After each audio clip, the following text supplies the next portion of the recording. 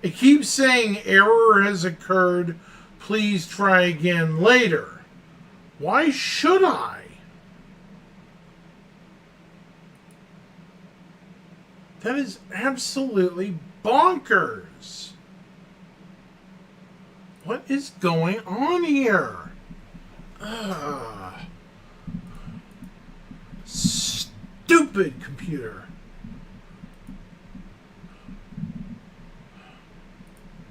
Rumble is not acting right.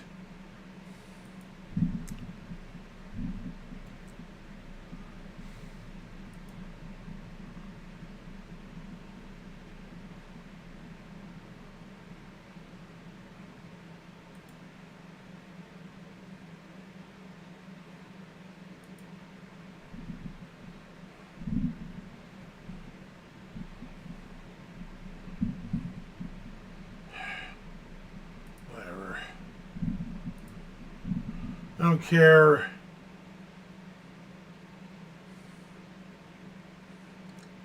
It's been a butt lately. Huh? That's kind of odd. Okay.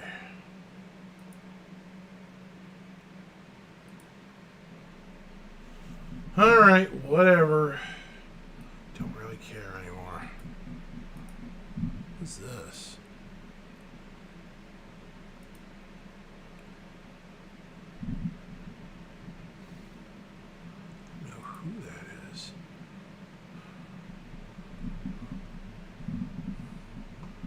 All right, let's go with YouTube.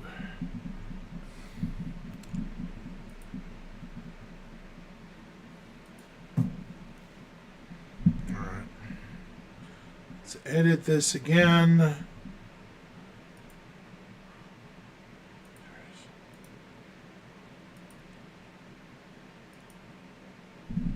Yeah, that's...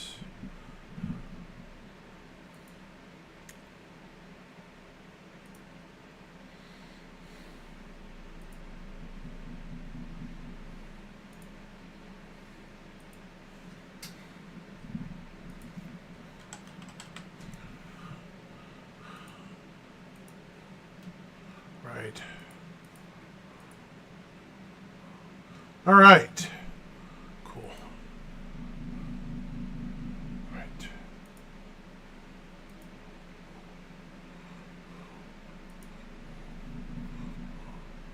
Righto.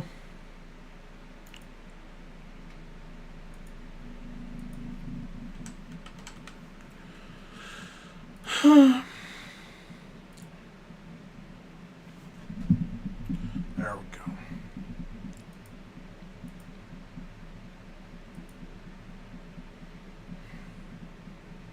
Yeah. All right.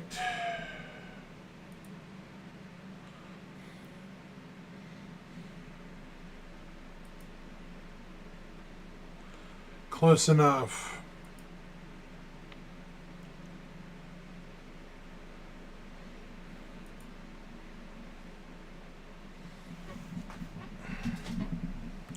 Well, dang.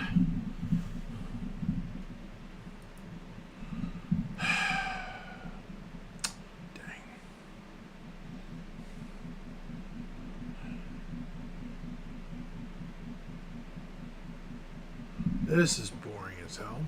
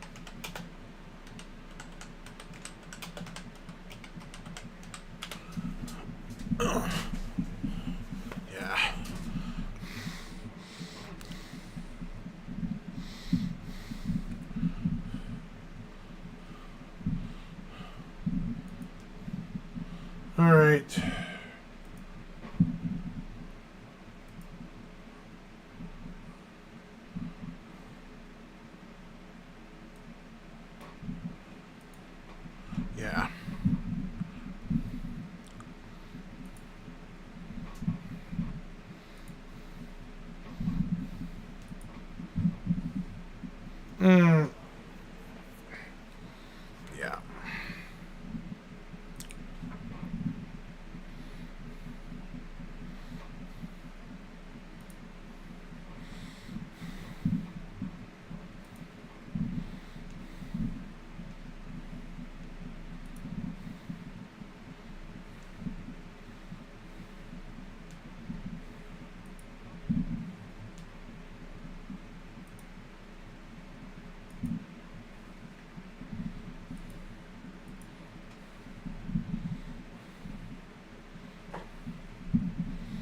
Mm.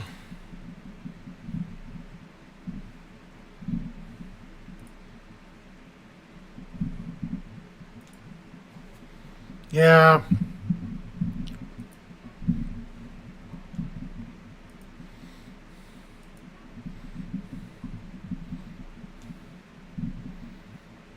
Well, hey Bears, what's up, man?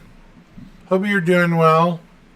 Welcome to the campfire of burning for January.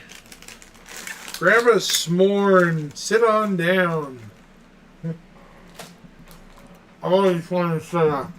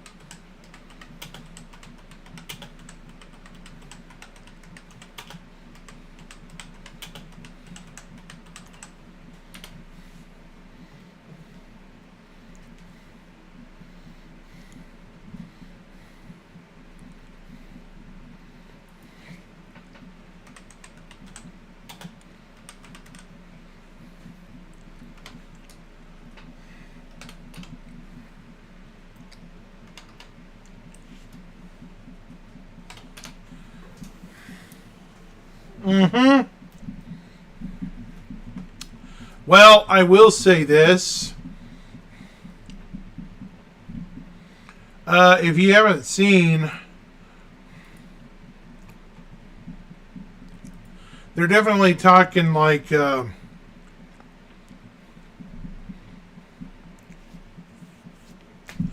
some form of 4.1 upgrade coming here in the next couple of weeks. God, I hope so. I mean, we've needed some updates and stuff for a while.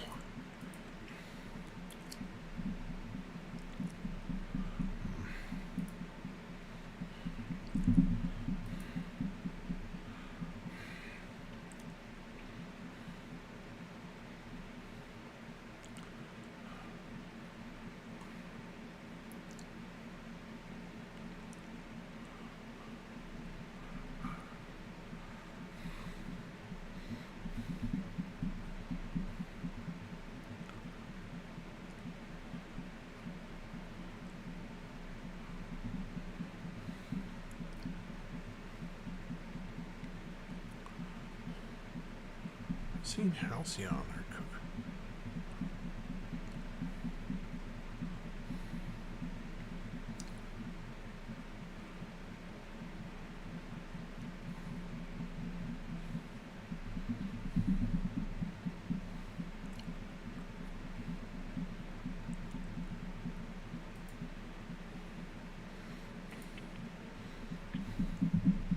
Your audio? Yeah. Well, nothing I can do about it right now. I don't know what to tell you, Luna. It's I've been looking at the audio for weeks and no change.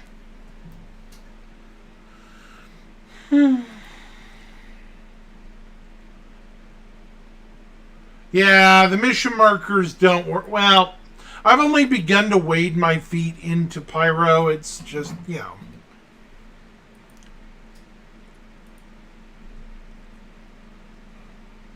I've only begun to stick my nose in there, so I don't know.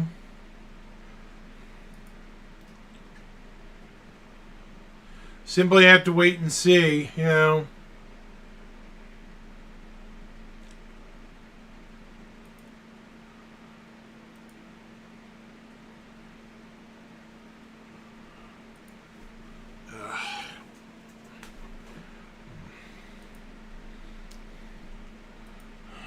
No subscriptions.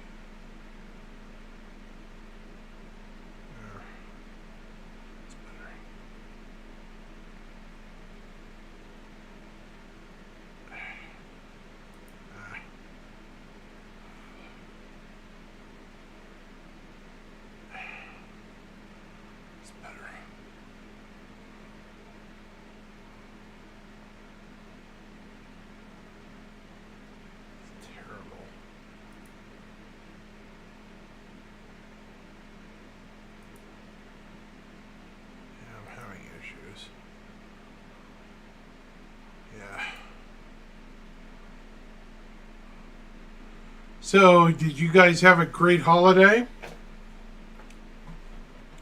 I have for the most part, but yeah.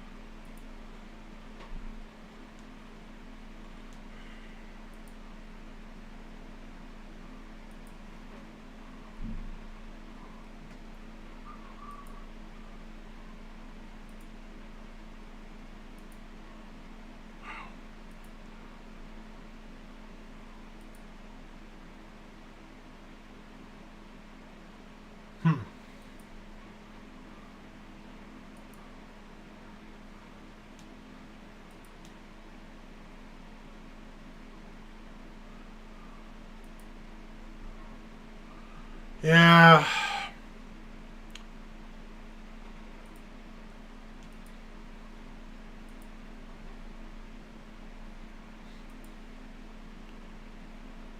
I well, spit. What's I gonna say? My brain just totally shut down just now. Dang it.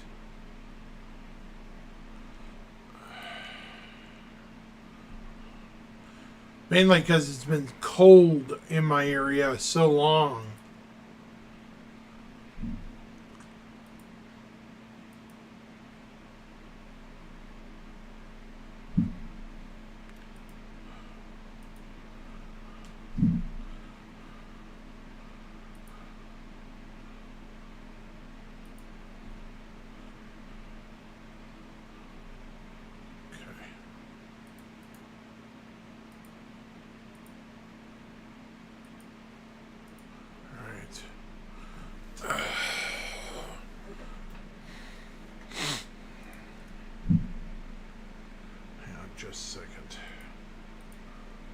All right.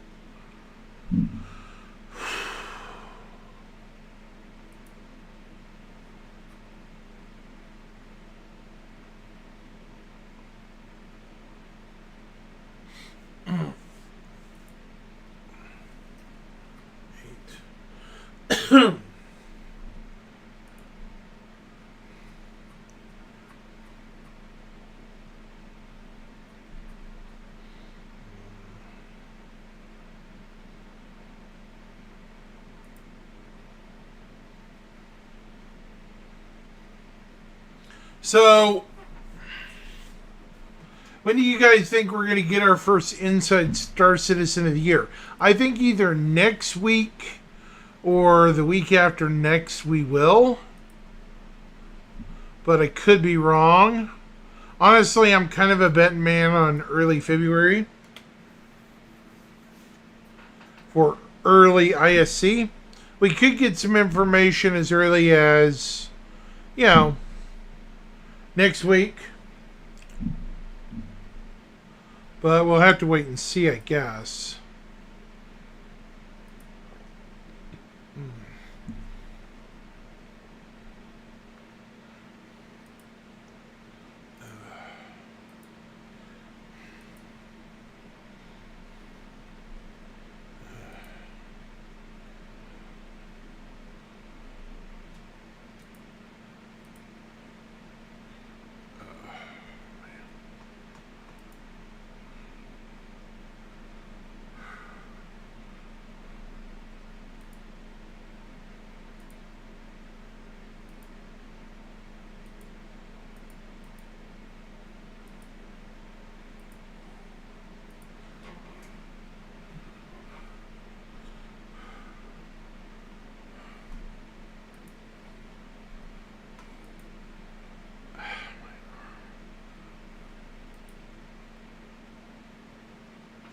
Yeah, me too.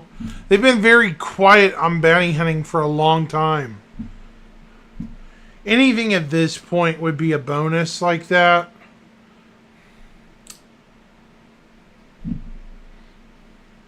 I think stability, though, is coming first and foremost for a good reason. I don't want to suggest it's going to be just out there, but I was talking to somebody tonight, fairly reputable, and they seem to think that the main reason, the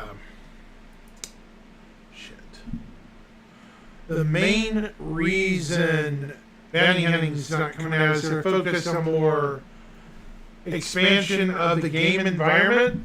Remember, before bounty hunting, we need the that's what I could show you. Right. There was a ISC on Bounty Hunting V2 not long ago. Remember? Yeah. It was either this year, this immediate year, or last year. You know the one I'm talking about, right?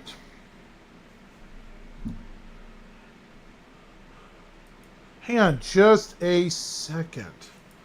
I used to know which one it was, but yeah.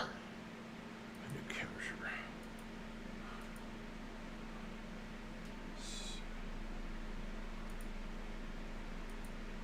It was an ISC.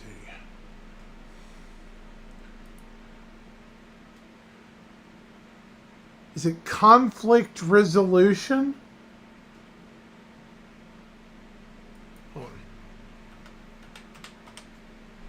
Pyro, let's go with this. Let's see if we can find it on the index.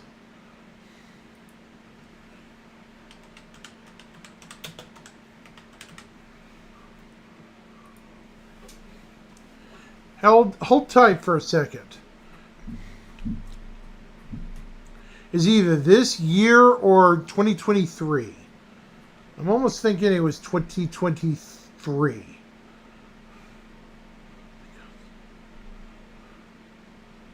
Lorville redesign in the arena, city buildings, white box of bunkers, modular missions.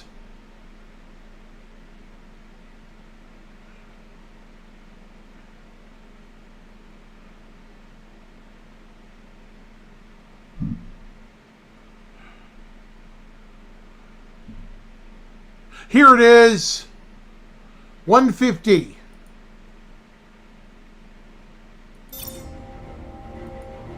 As the first quarter of 2023 comes to a close, we're hitting a few milestones here for what we call internally the Evergreen Content Team.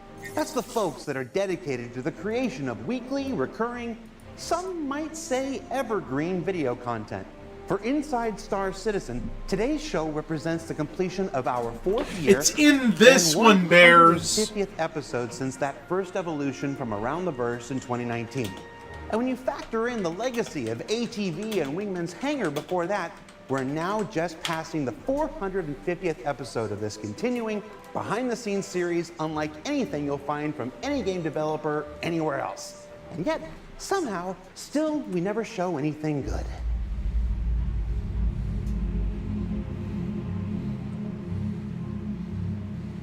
It also marks the personal completion for me of 8 years shepherding over 1,200 videos showcasing the creation of this project. Even that one holiday live stream we don't like to talk about anymore.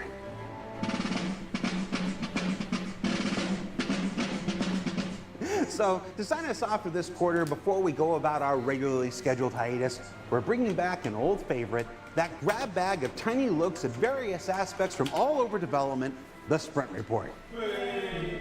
Now, for those of you who maybe have never seen one of these before, a sprint is what we call the internal 2-week cadence where developers go off on a task, come back to check in, see everyone's progress, get some notes, and then either move on to something else or go back for another 2-week sprint on the same feature.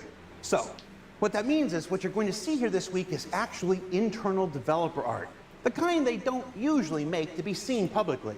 It's not the flashy and somewhat mentally unstable work of the ISC gameplay capture team, who have been on quite a streak recently, possibly because we changed their medications. So without further ado, let's jump into the Inside Star Citizen Quarter 1 2023 Sprint Report and Clambake Showdown. I'm assuming that editorial will put a nice, subtle title on screen right here. Also, there's no Clambake Showdown. I don't know why I said that. Let's start things off with some spacecraft and vehicles, where there was recently a small onboarding task for a new hire to update the remote turrets for the 600i from Origin, which you can see here. I think we can all agree it's a noticeable improvement over what's in the game today. And if you watched last week's ISC on the upcoming changes to tractor beams in Alpha 319 and beyond, you might have noticed the Argo SRV flying around in that Beyond section.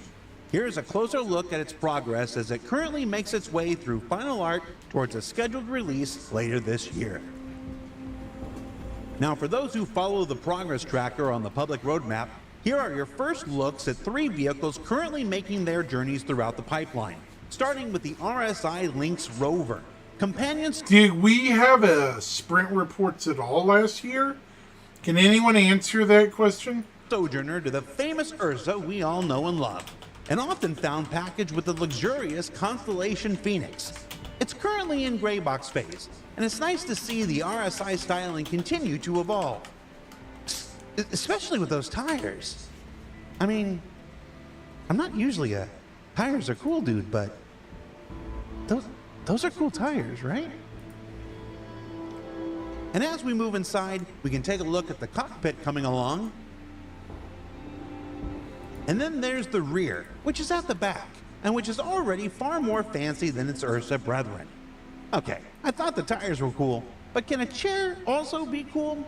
Because that looks like a comfy-ass chair. Can I say that? No, I just edited it out. Yeah, we're fine. Good job. There's also the Crusader Spirit, which just entered Greybox phase recently. You can see here early work on the exterior, making certain every part of it matches the metrics laid out in the white box phase before it. Then popping in through the rear of the ship, which, like the Lynx, is also in the back. And then into the cockpit that's looking, well, a bit contrasty at the moment. But that's not uncommon for Greybox phase. No as this worries, period Bears. is mostly about defining shape language and material breakup before everything gets refined later in final art phase. And then let's take a look at the Greybox bomb bay for the bomber variant that's being worked on in tandem with all the others.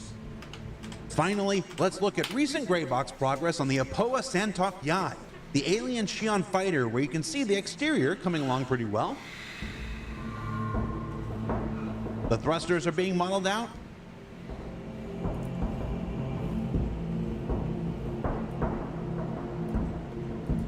And they've started exploring how the landing gear will work, experimenting with the shape language a bit to make certain they're beefy enough to believably hold the mass of this entire ship when all is said and done. And as for when you're going to see the 600i turret, the Lynx, the SRV, the Spirit, the Santok Yai, and more make their way into the persistent universe, I'd recommend, as always, keeping an eye on the public roadmap for details when they become available. Now let's move from ships that fly to winged creatures. As astute readers of the monthly report might already be aware, one of the many things the AI team is currently working on is pushing Boids development in the persistent universe. Now, Boids are the algorithmic behavior of small creatures that can populate the planets and moons of the persistent universe, with a test here of condors slowly learning to avoid flying into mountains or drowning in the oceans beneath them. Dun, dun, dun, dun, dun, dun, dun, dun, dun, dun, dun. It's just a... He's singing. Nobody, huh? Just me? And then some work on ocean fish. Here, completely, totally, and utterly unanimated. It's just a test of behaviors here, people, without all the motion parameters that'll make them look good one day. Now, I'm including this as a test. Now notice something. They showed fish in there, folks. That means underwater stuff will happen. See all you out there on the internet's like, these Star Citizen fish look great. I'm gonna know you don't listen to a word I'm saying. My feelings will be hurt. Meanwhile, the Interactables team, formerly known as the Props team, have been running through and physicalizing a bunch of assets for the persistent universe, like these weights for gyms like the ones you might find in New Babbage. Similar to the fish we just watched, this is also before animation has had their chance to contribute. So let's not judge the throwing form being displayed here. Still, it's nice to see even the littlest things in the verse behave naturally with realistic mass and physics whenever possible. This effort to make things behave as you'd expect them to also extends to the coffee machines of the verse, with a pass recently done to go through and repair their broken functionality. Now, I did consider turning this section into an update on either bartender or mess hall features, just for old time's sake. But someone who will go unnamed stopped me. Just know that there are heroes out there looking out for each and every one of you. Also, it looks like the team developed a few new coffee mugs along the way. We'll just let this video play for a bit, see a couple coffee cups in action, and think about how much bartender stuff I'm not talking about right now. Also, speaking of bartenders, if you want some Interactables of your own, there's this new set of Star Citizen pint glasses up for pre-order with them. Give it with to the walls of the player hab. Back to the Interactables team, they've also been prototyping a new way to hang a variety of posters on the walls of the player habs and spacecraft with these new, expanding electronic devices that could let you decorate any space that's marked up for them. The prototyping here is using common adverts for in-universe events, but the possibilities of this feature become apparent very quickly in allowing players to not only decorate their spaces, but to collect and memorialize important moments from their time in the persistent universe, to take missions to set up flyers for in-game shops or events, post bulletins for bounty missions, and much, much more. And this last bit is from both the Interactables and Mission Feature team, who have been developing the next dangerous new contraband to sweep its way through the persistent universe, Grasping weevil eggs. Grasping weevil eggs. What's the file name? Oh, well, that's what it is. Huh. Let's switch on over to the Environment, Planetary, and Lighting team's work with these images of updated atmosphere progress for the planet Hurston, which adds a stronger layer of pollution much closer to the planet's surface that helps suck light out of the atmosphere, add a richer gradient, and really just makes the place seem dirtier overall, which we can expect to play very well with the upcoming Lorville 2.0 and Alpha 3.19, some of which you can see here. I'm just gonna let these images speak for themselves a bit.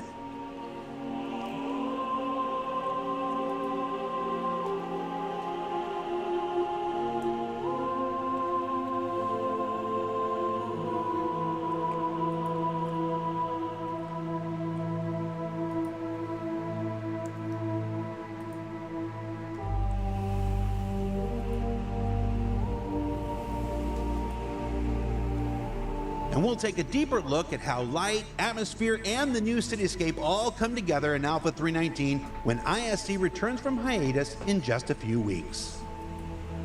And while the atmosphere of Hurston is getting a little love, so too are the verdant forests of Microtech. As part of a greater overall overhaul we'll be discussing more of in the coming months, the forests of Microtech are receiving a performative refresh that will make the environment seem richer and denser visually, while providing more gameplay opportunities for cover during missions, racing, and other activities galore. The Landing Zone teams have also completed a sprint adding additional mission locations scattered around the planet Crusader in the style of resort hotels that can utilize overlays for pleasant, in-use active businesses as well as those taken over by the ever-present and vile Ninetales. Each new cluster is designed to be a procedural home for a variety of mission types and looks to draw players out from Orozen and into the far corners of the gas giant. And down on the surface of Hurston, work is underway on early white box phase of local... Here it is. Okay, look here. ...out from Orozen and into the far corners of the gas giant. Here we go, Bears. Look here. And down on the surface of Hurston, work is underway on early white box phase of local law enforcement offices, a place for players to utilize the next evolution of bounty hunting gameplay we'll discuss more about later this year, to collect, or in this case, drop off the captured bodies of criminal outlaws collected by players. Now the drop off here is right up front, because in early tests, it was getting kind of weird just walking through the hallways, pushing bodies deeper and deeper into the facility. Unless you're into that sort of thing. Moist Noodle. You can then also check out the bounty boards to collect new missions here, or go forward into the shop and resupply as needed.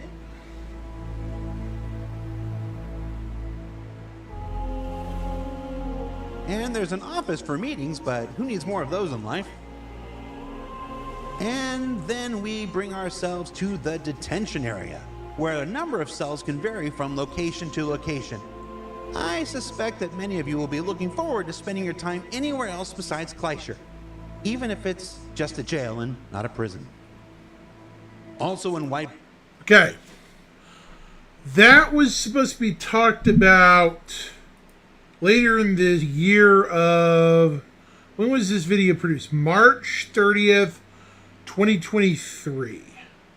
So, what happened, chat, with this? Well, obviously something happened or we wouldn't be here, right?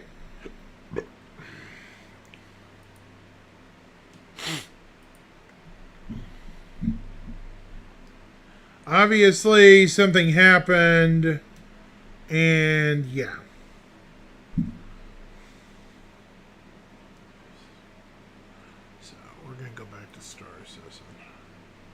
So yeah, it's March 30th, 2023.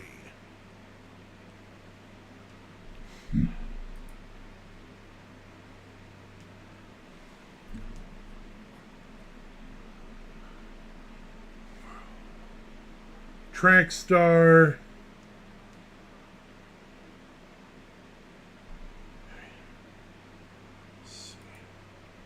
So it's 150. Preview of Lorville. Here's the Furion stuff.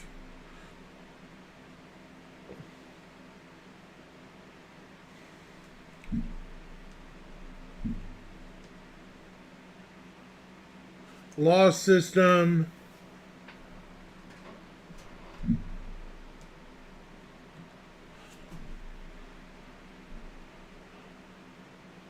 Preparing prototypes.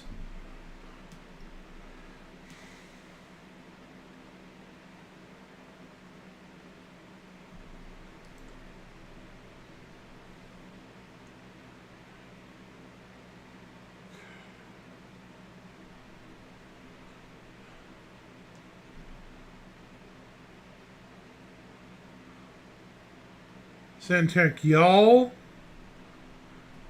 It's Santek Yai Thingamabobber. Get text back.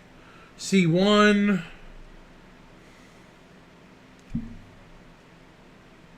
Hold on, go back to 150.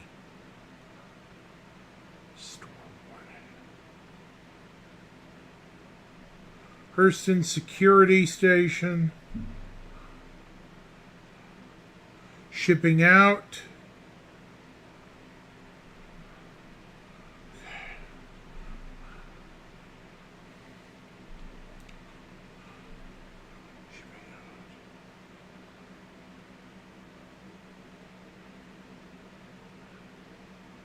Sorry I'm concentrating on this, Bears. I'm trying to figure out when this happened. Possibly DOA contracts. It's looking like we will. Because that's definitely what it's looking like, too. Yeah. Definitely.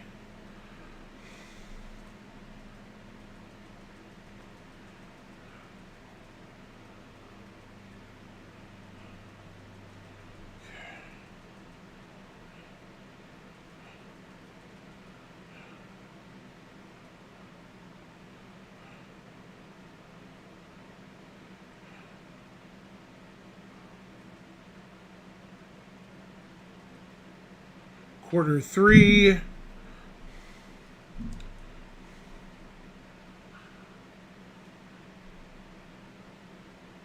Quarter 4.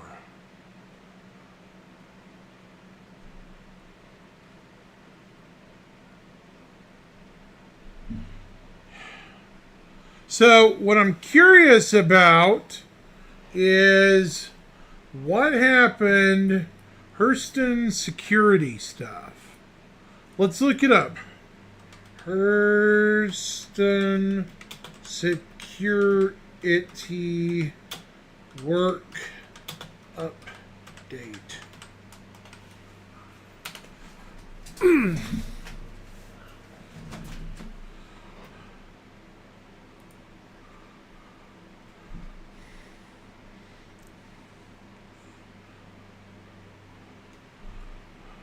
Kind of curious where this is, you know. Possibly Bears.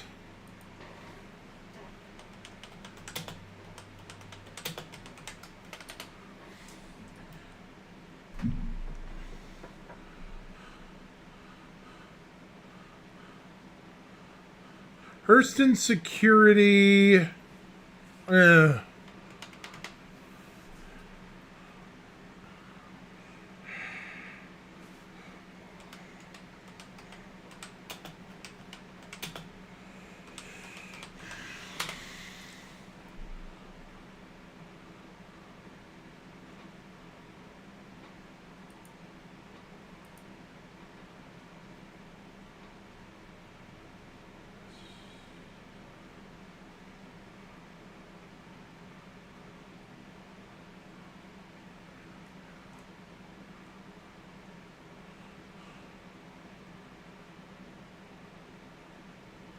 Huh.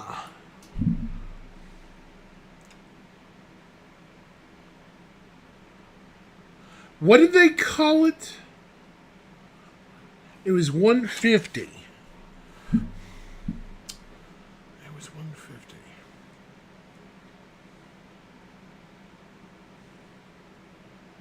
Security station, local law enforcement.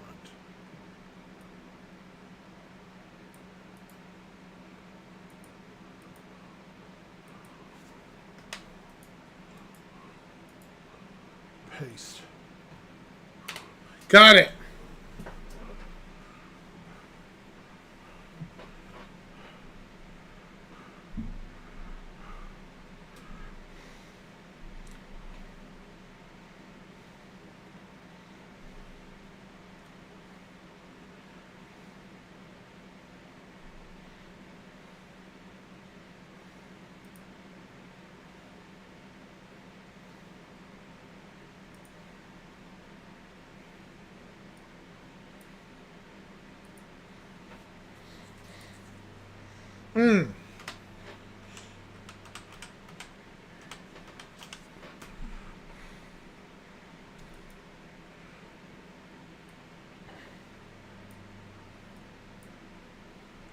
All right. Let's try a different method. Right.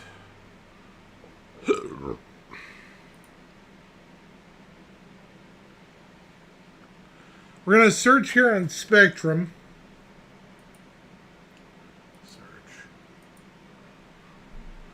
Search for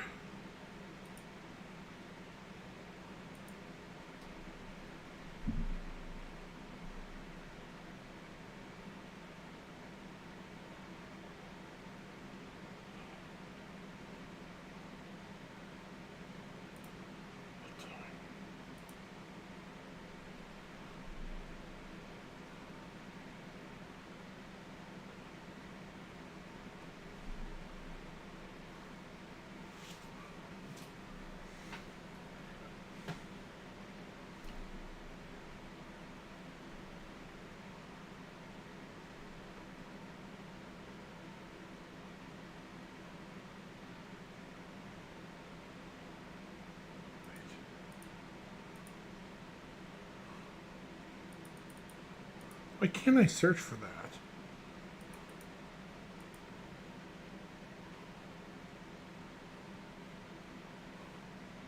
Interesting.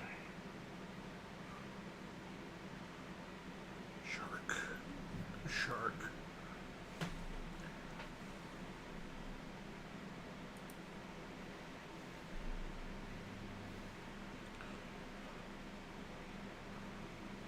Feature survey.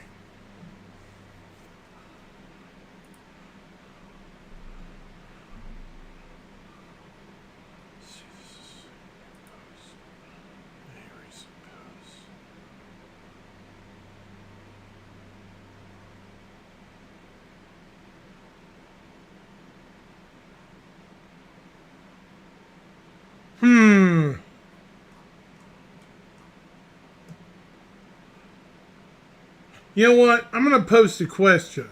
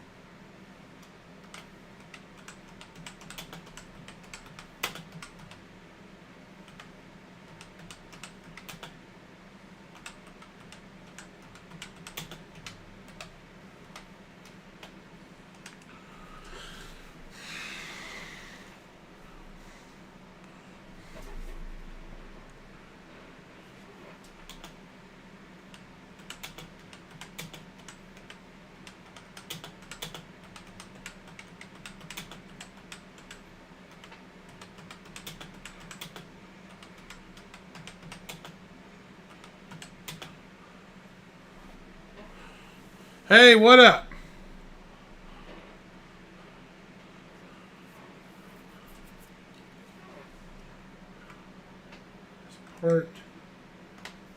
Part of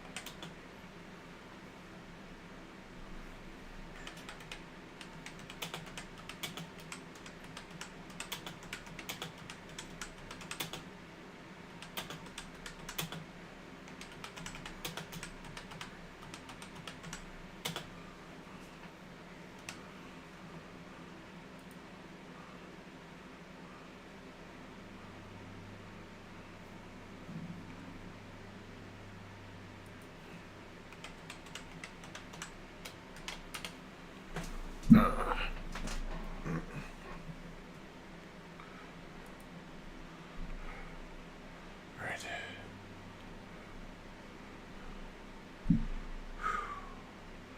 This is Patrick.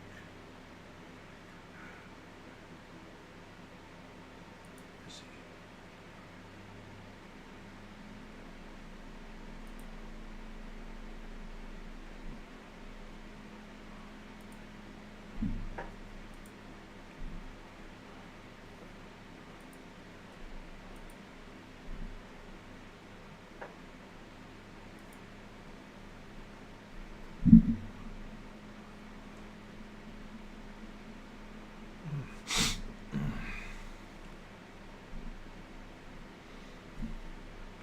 All right. Well, hopefully I get a response for that question chat. I'm very curious what the person will tell me. You know.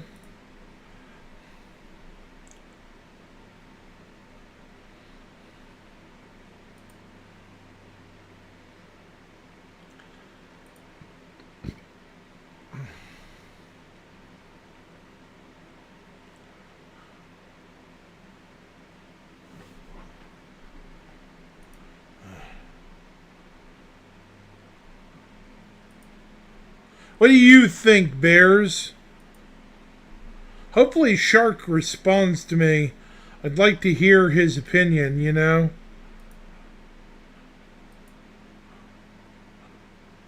So I hope I get one.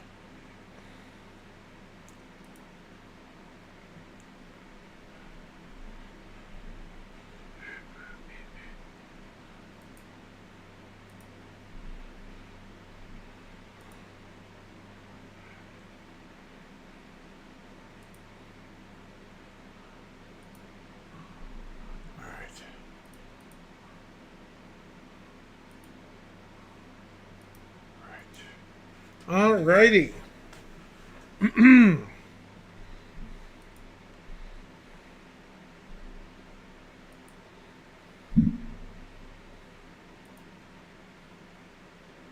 All right. Patrick.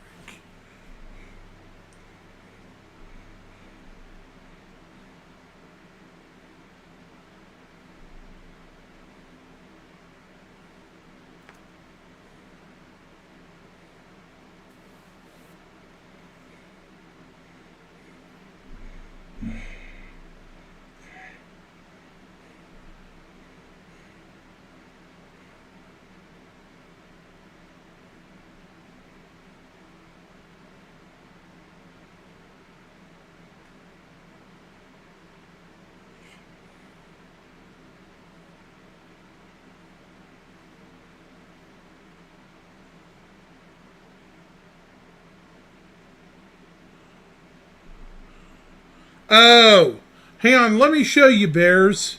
I'll show you the question. Check it out. I asked him I'm curious about the Hurston Security Station white box that was shown in 2023 inside Star Citizen episode 150. Is it still a planned feature as part of law enforcing? Shark CIG, not trying to cause an issue. I was just curious. It was posted in a live feedback law and criminality system. So, yeah, I was a feature survey, basically, yeah.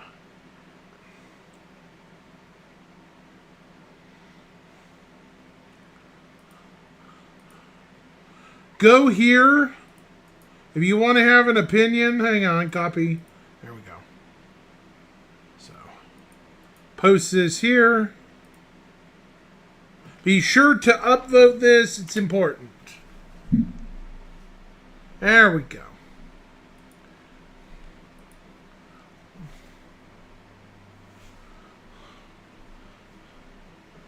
Definitely a good idea to upvote that.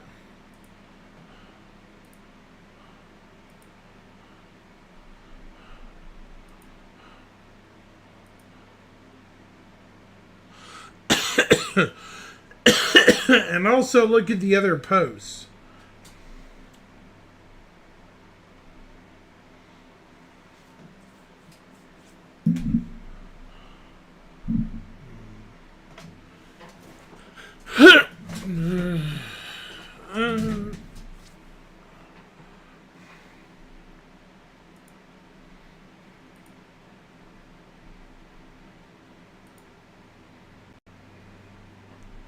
Yeah.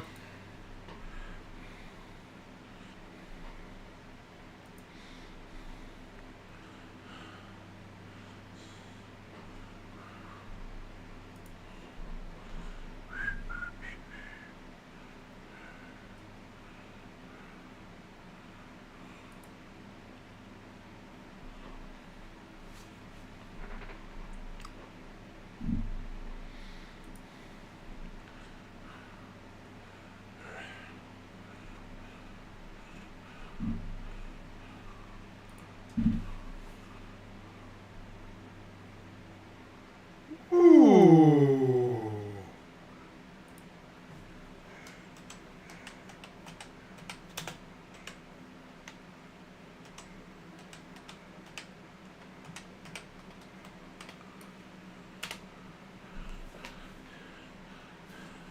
It's good.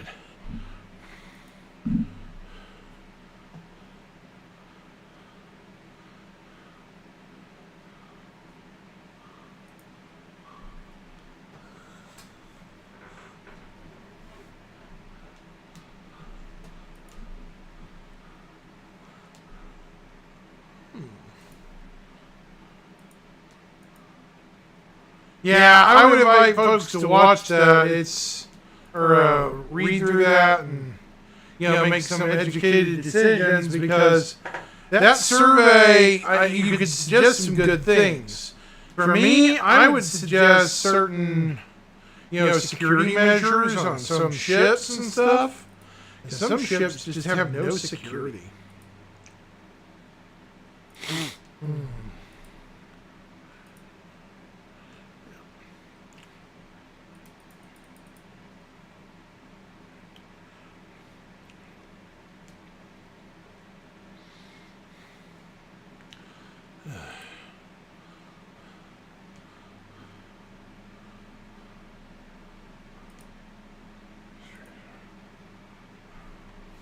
Right. Let's see. None. Where? It's weird.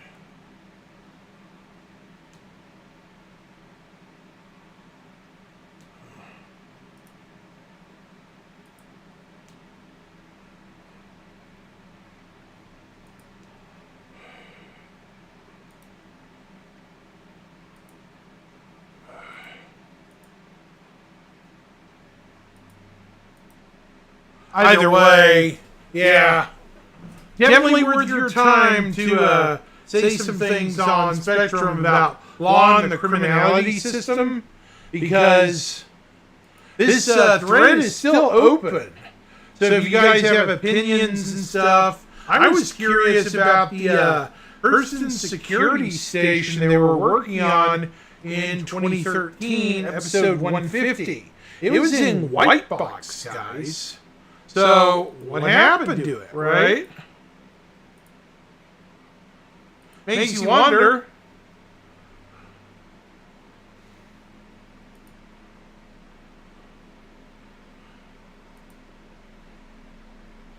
Blockouts for a variety of building interior modules that will fit inside the towering skyscrapers of New Babbage on Microtech. Details. Each new cluster is designed to be a procedural home. So we're going to watch this one more time because and looks to draw players out from Horizon. Remember, this is several months back. A year and a half back. Hurston, work is underway on an early white box phase of local law enforcement offices, a place for players to utilize the next evolution of bounty hunting gameplay we'll discuss more about later this year. To collect, or in this case, drop off the captured bodies of criminal outlaws collected by players. Audio is really bad? Up here is right up here. Because an early test, it was okay. Just walking through That's the hallway, strange. pushing bodies deeper and deeper into the facility. Unless you're into that sort of thing. Moist noodle. Hold on, let me double check. The bounty boards to Hold on. Let's see what's going on here. That's strange. Why am I getting a double echo? That's weird. Okay.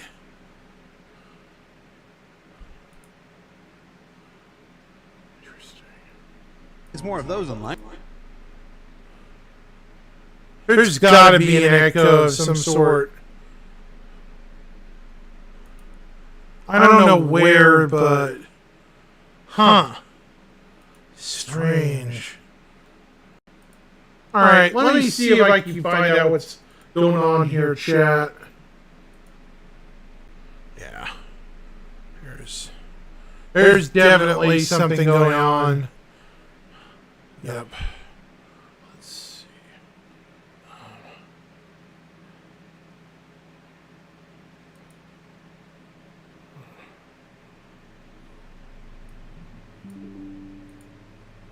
Okay.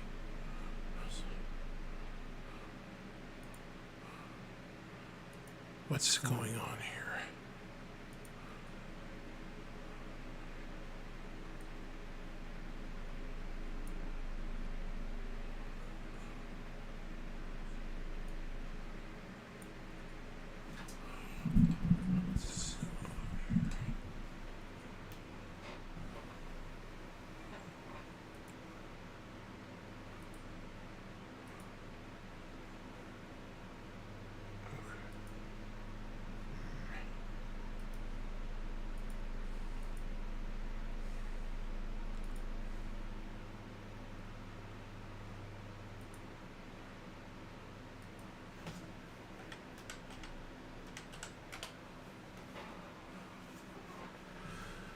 Huh.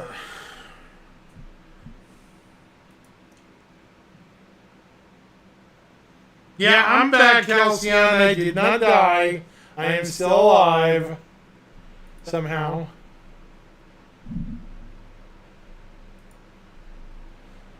I have mysteriously returned from the realm of doom. Kind of.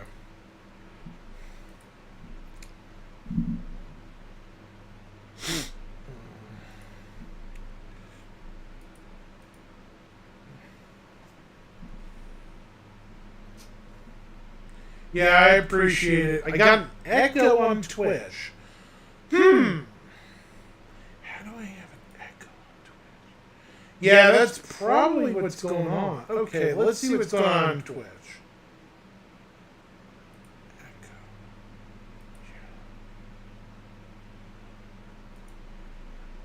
Hello? Hello? Yeah, that's a definite echo.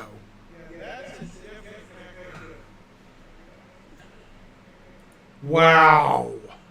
Where is... Okay, yeah. is this awful? Jesus Christ. Why is their echo so bad? Hold on, let's try that.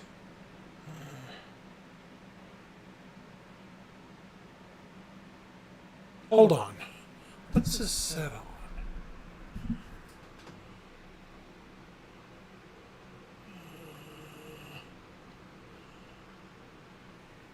Maybe my gain is off.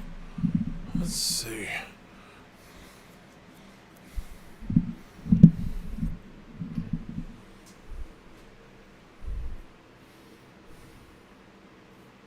Let's see if this changes any better.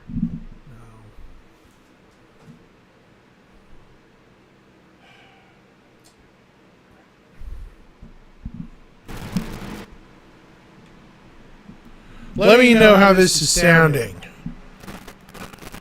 I'm messing with the gain now. There we go. There we go. It's probably sounding way worse. I guarantee you. I might have bumped the gain or something. I don't know. Let's see.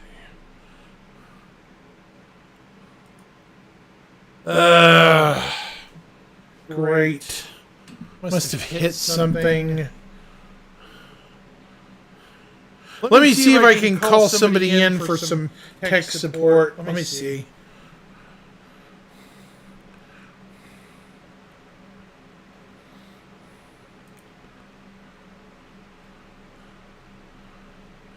Be real quick.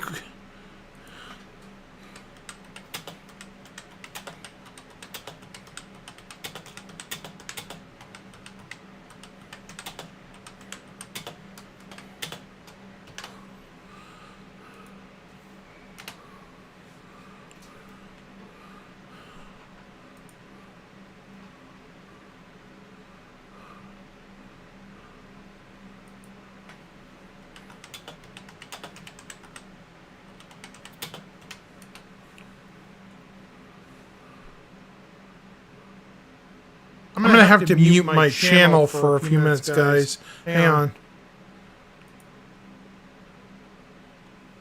That is weird.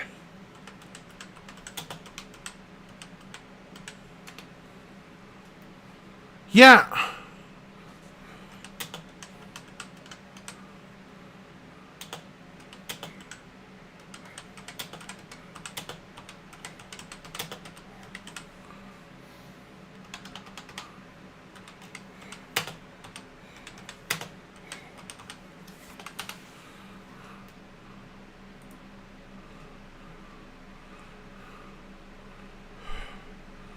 Well, crap.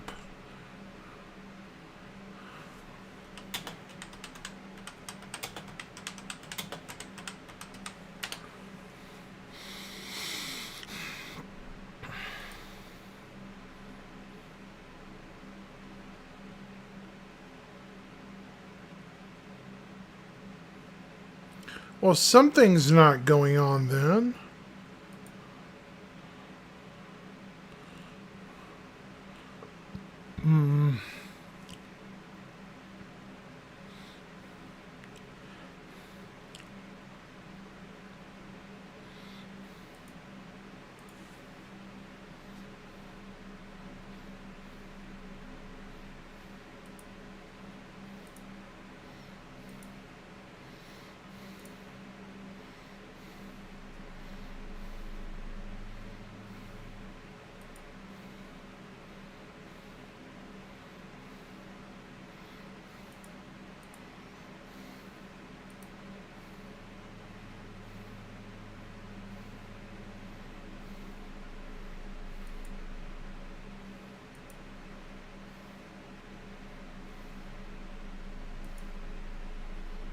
Hey, Osprey? I don't think you can hear me. Crap. I don't think Brown's hands up. I'm having issues with my mic. Apparently, I'm having like a multi-echo thing going on. Hmm. Yeah, my Twitch, my viewers are reporting that I got like a mass echo.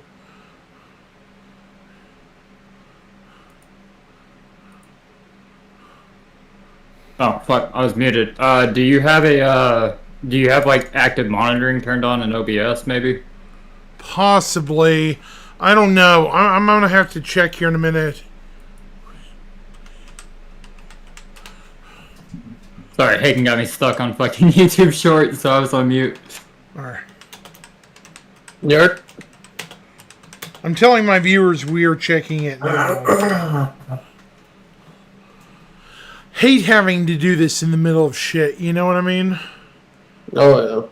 Okay, let me see. I'm going to jump down, Osprey, that way we don't bother these guys. Okay. Yeah, there we go. All right, let's see. Pull up my Twitch and see if you hear the false echo or YouTube that I got. Like, I won't go on Twitch. I'll check Kick real quick though. Hold on. Sorry, I don't use Twitch. No, Alright, I'm watching. yeah. I wonder if there's like something. Let's see.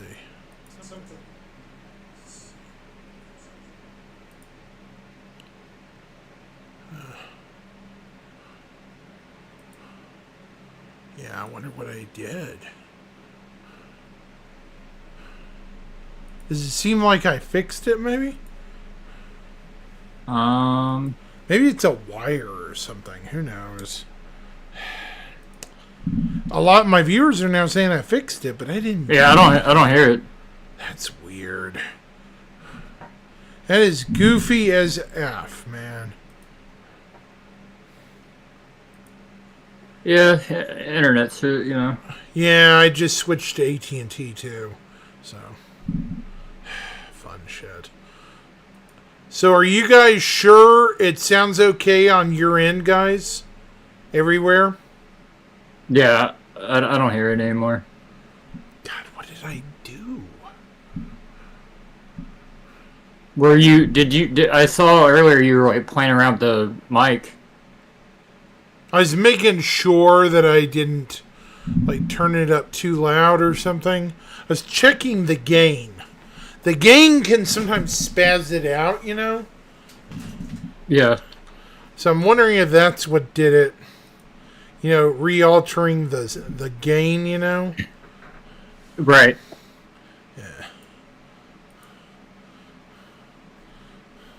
If it happens again, I would check in OBS maybe, because sometimes in the audio mixer in OBS, if you have like the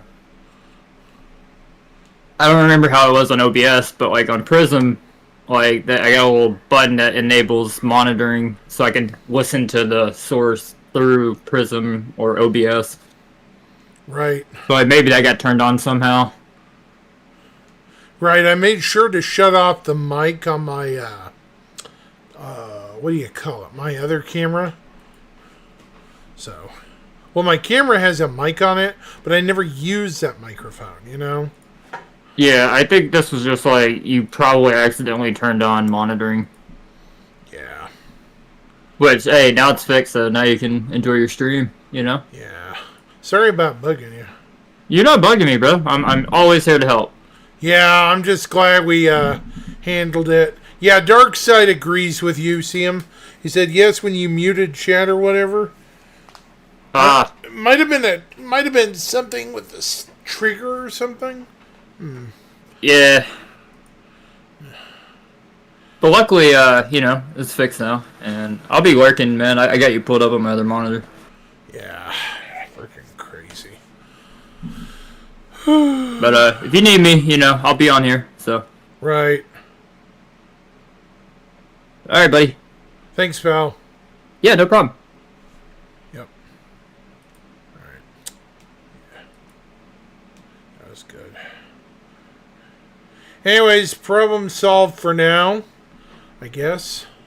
So, yeah. I'm not even going to worry about it now. So, how are you, Halcyon? And everyone else? Haven't seen you and a bunch of other people in a while. Glad to see you around. Can't complain. That's good. Yeah.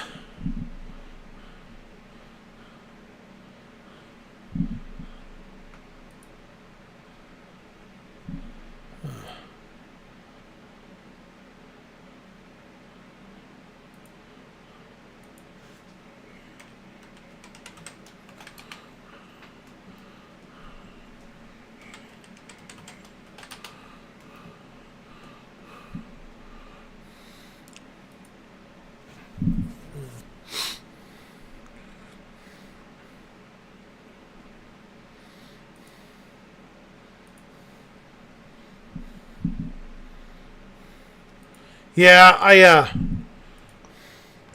don't remember who was in here earlier, but we were talking about 3 or 4.0. You know, what's ahead for the next year.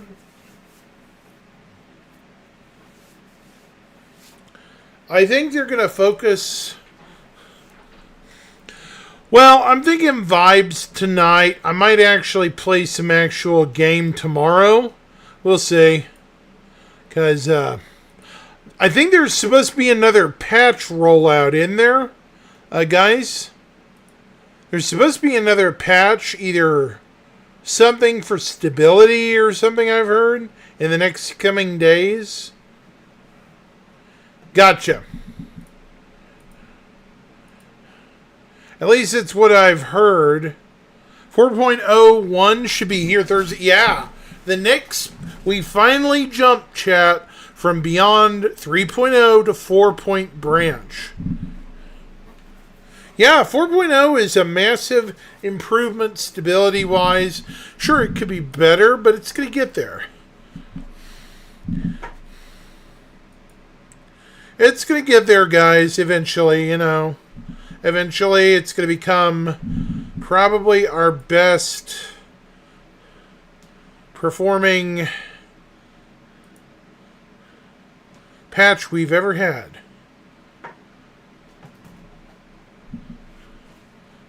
It does.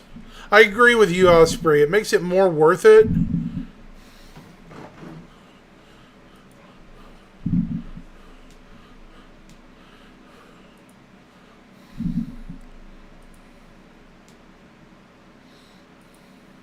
That's the way I look at it, too.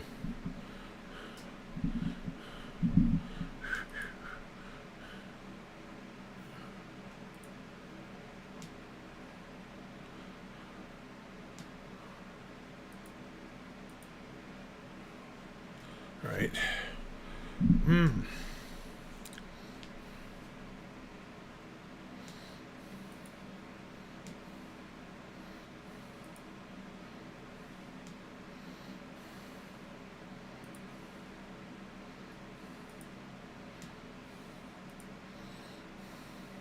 Honestly, I can't wait, because the more solar systems we get, the more dangers, the more crazy stuff rolls out. You know, this game is just building a foundation. 4.0 is the true foundation of the game. And as it builds, the game will just get ever more complex. I honestly, 1.0, a lot of people are like, that's it? Think about it. 5 vast solar systems. We just have 2 right now. Add 3 more, guys. 3 more solar systems. One of which is perhaps the future capital of the UEE. Exactly, Osprey. It really does. It's starting to feel like choose who you want to be as a player. You know, are you a pirate? Are you a master of your own fate? Are you a gambler? Are you a smuggler? Are you a bounty hunter? You know, like those old ads. Space trucker. There we go. There's one. Yeah. Exactly. Exactly.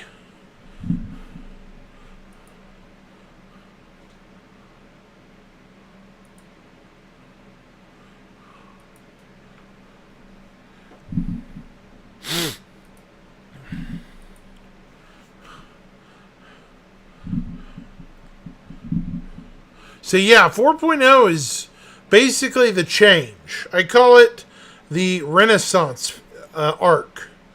We had the origin arc, the dark times. Oh yeah, definitely. Going from 5,000 a contract to 49,000 has been a good upgrade. Yeah, I gotta agree with that. Yeah, good call. Uh huh. Is definitely a good arc. Uh oh, Echo started back. How?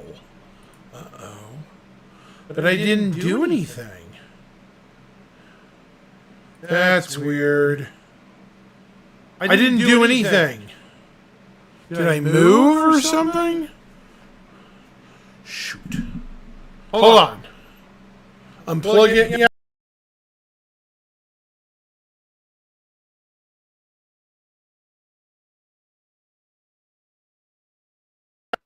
I plugged it and unplugged it back in. Any better? It might have been a faulty plug-in thing. Yeah. Yeah, probably.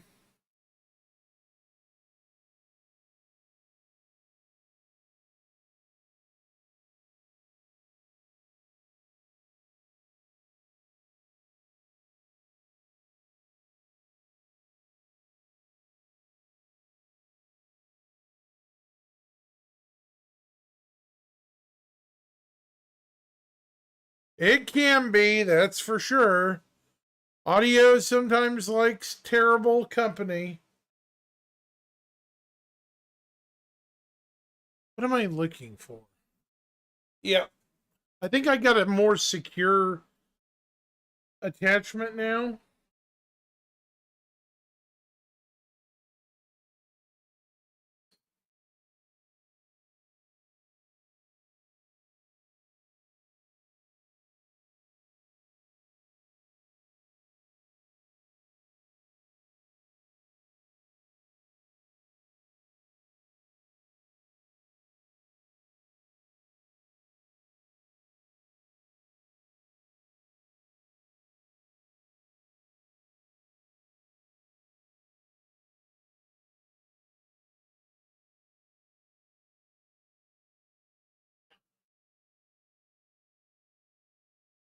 Hold on just a minute.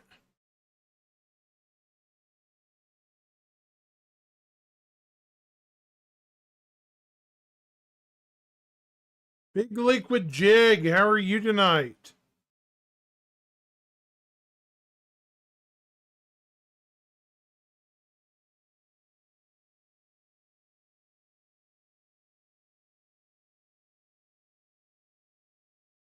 What was I going to say? Darn it. Oh, yeah, there it is. Okay. So let's go over 1.0 again. Don't forget when CitizenCon hit, right? 4.0 wasn't even out, chat. Understand that. That's right. We were talking about 1.0. Right. Exactly.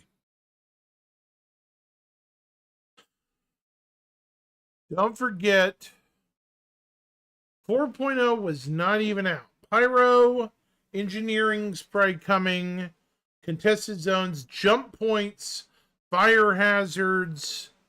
All this was in 4.0. There's also some other things that have been added, but most of this is probably going to make it into the game by this year or soon, relatively. We'll see. We'll just have to wait and see where the dice lands. So if we look at 1.0, which if I'm a betting man, I would say Nyx might get an announcement for a hard release probably around IAE or at the very least CitizenCon this year. I think Nyx won't happen middle of the year. I think Nyx is more likely end of year patch. They're going to focus very much so on, even if Nyx is an intended addition for this year, hear me out, chat. They want stability before they bring any thought of another jump point or another system into the game. They have to, because if they don't, our reunion with Levski will be terrible. Who wants that? No one. I'd rather go to Levski without the return of Lagski, chat. You know, right? Who's with me? Remember when it was called Lagski for a reason? Yeah, we all do.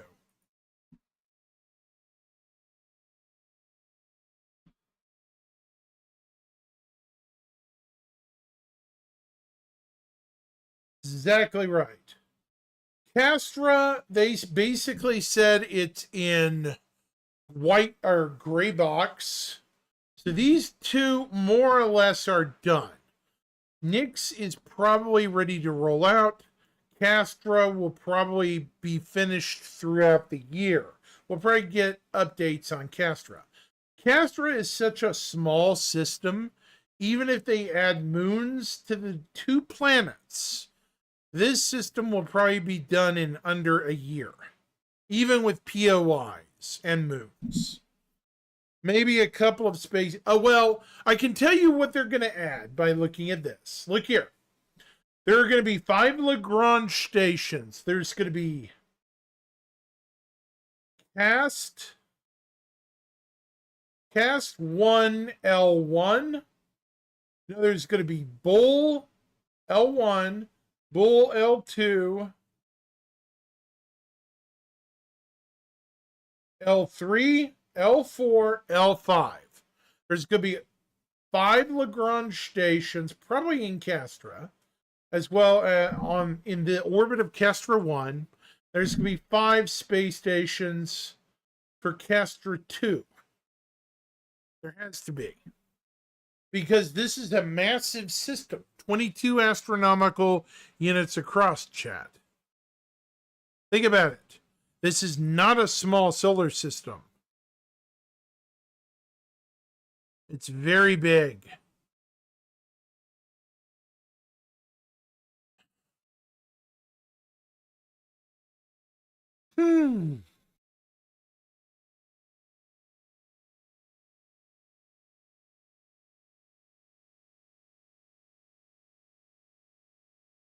So yeah, likely we'll get 10 space stations and 2 orbital stations above the planets.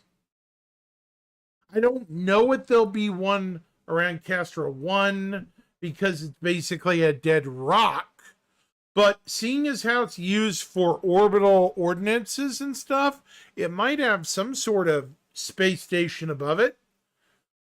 Same with... Yeah, no worries. Coffee time is coffee time. There's probably also at least an orbital station above Castra. Cascom, sorry. Kind of a no-brainer. Even Pyro has these space stations.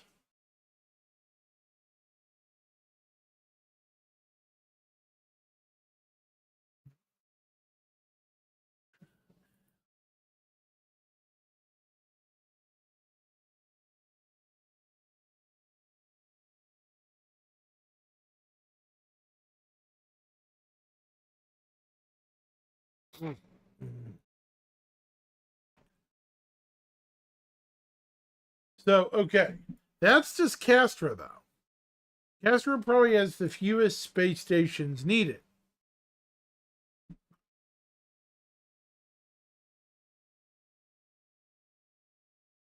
It's got a landing zone.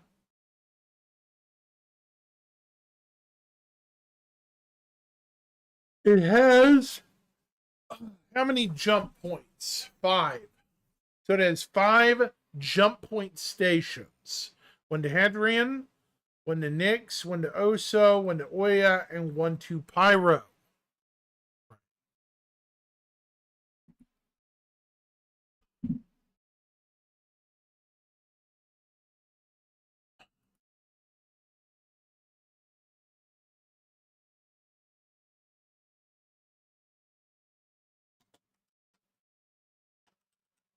Oh, shoot.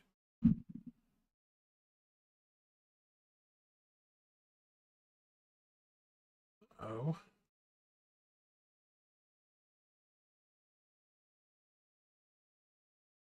There we go. That's better.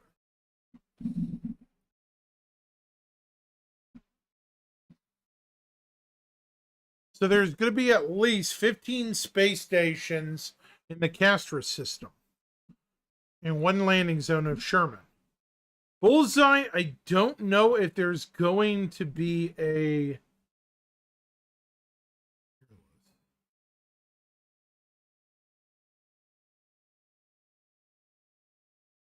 Terra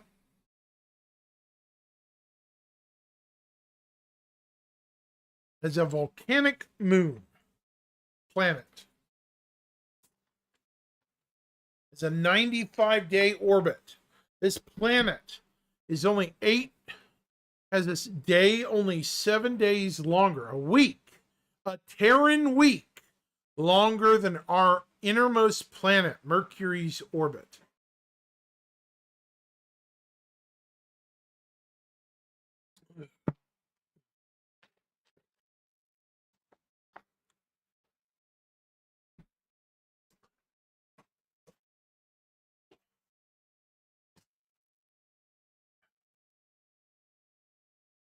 This planet right here is molten and burning hot. Look at this. This is a volcanic cauldron. I think this is going to be one of the most deadly worlds in all of the verse that we get early.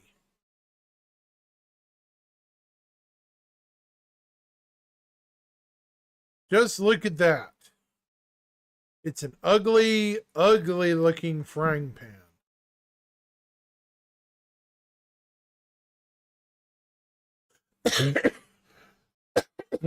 Excuse me.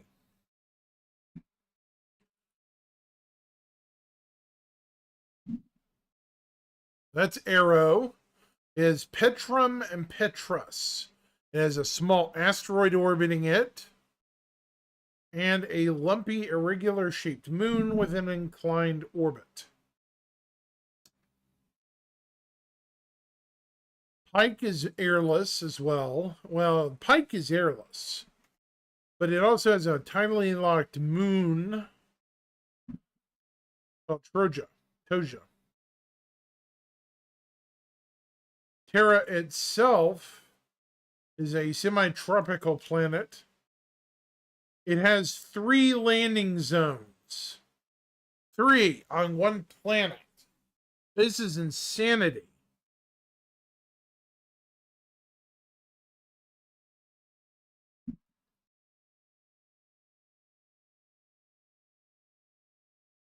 This was originally going to be the opening system.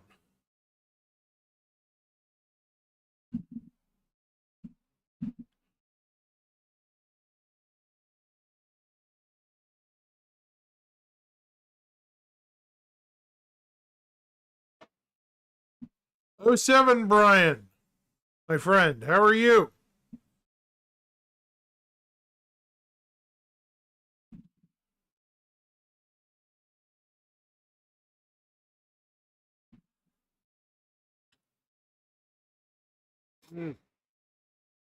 Mm.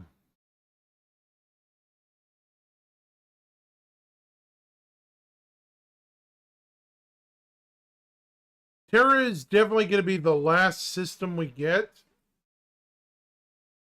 in the 1.0 release. Now note, I said the 1.0 release. Nyx is the next system we get. Another Lawless Frontier. Now I want people to look at something. Nyx 1 has a lot of data provided. This is heavily zoomed in. Oops. This is Nyx 1. It is a heat-swept world that's unterraformed. Not habitable. It has possibly some human habitation on it. Not much, but still something there.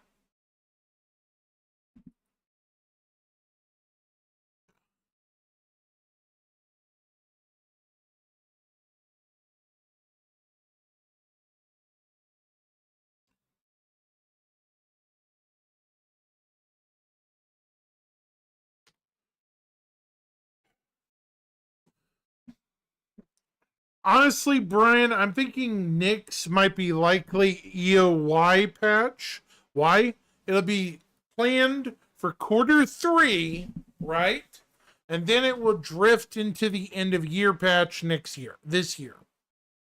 Why? Because they're going to focus on stability for the first half of the year. And then they're going to try, another system because they've gotten all the mess sorted out. Maybe. We'll see. Doesn't mean I'm right, but I'd like to think I'm thinking with my head here. I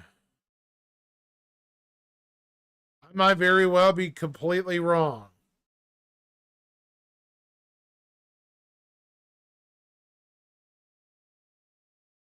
Exactly. Retcon. Well, I'll raise you that, okay? Yeah. You're absolutely right. Remember, they've already had one major change for Nyx. Yes. Nyx already has a major change revealed. Nyx dwarf planet, Delamar is now just a large asteroid. It is no longer a dwarf planet. It's not round. It's got a hole all the way through. That kind of tells me they're already working on it. So yeah, see, Delamar now looks like this. This is what Delamar looks like. A large, lumpy protoplanet. When in fact it used to look like this. Right, chat? Delamar used to look like this. Now it looks like this.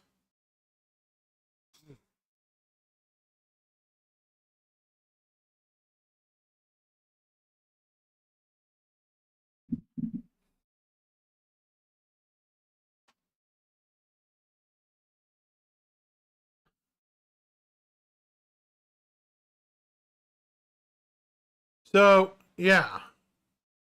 I think Nyx 1 and 2, they might have moons. Even if Nyx 1, you can't really live on it, you might be able to explore it for rare metals and stuff. It's a smoggy, desolate world. It's like Venus. So, yeah.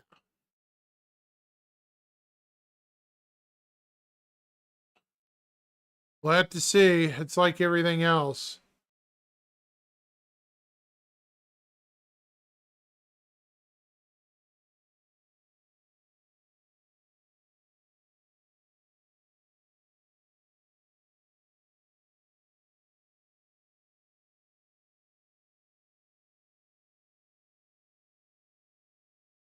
They do.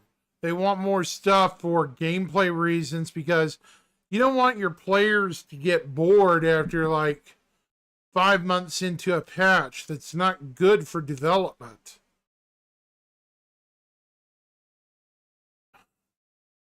I think One of the things they're planning, since Nyx 3 is a gas giant, it's supposed to have a couple of moons. See, look here. Earlier descriptions of Nyx 3 described the planet as having a surface where ships could land. But EVA is impossible. This was later removed from the Galactic Guide. Ice giants are planets like Uranus and Neptune and lack a well-defined solid surface. The nature of an ice giant is better reflected in the Galactipedia description of Nyx 3.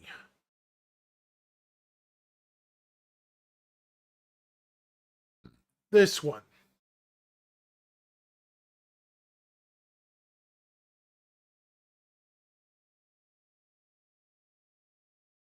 Right here. So let's see what's changed in the Nyx system.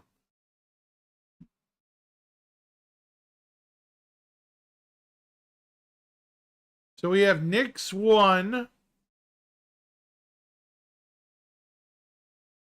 Okay. Here's your gameplay, Brian. Read this. The abandoned mining facilities that remain on Nyx 1 are sometimes used as temporary shelters by visitors. So there are still items or places to smuggle crap, have secret meetings, There's still places to go here on Nyx 1. What about Nyx 2?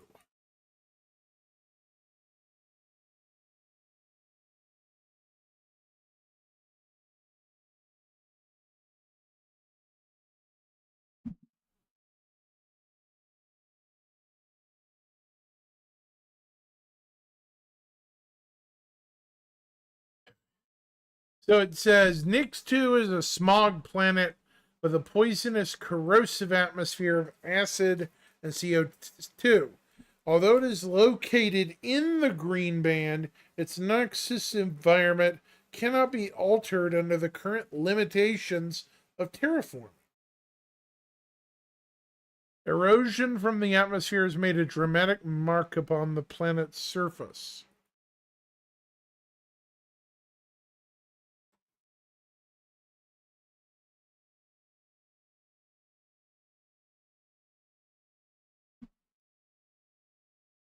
Glacium Ring.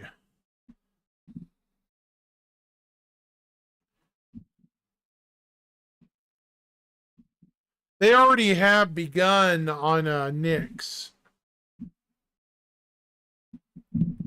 Outlaw raids in Nyx are believed to operate out of bases established within the belt.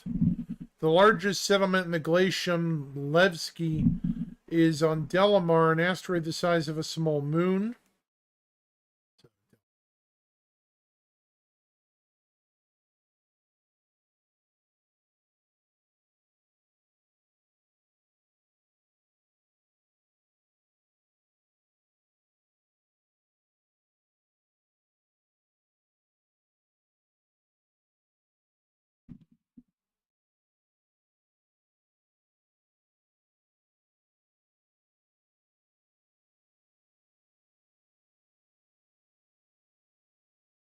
Keeger Belt.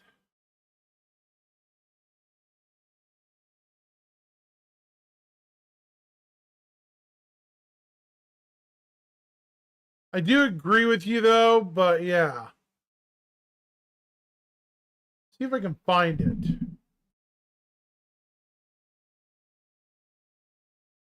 Warning. Warning.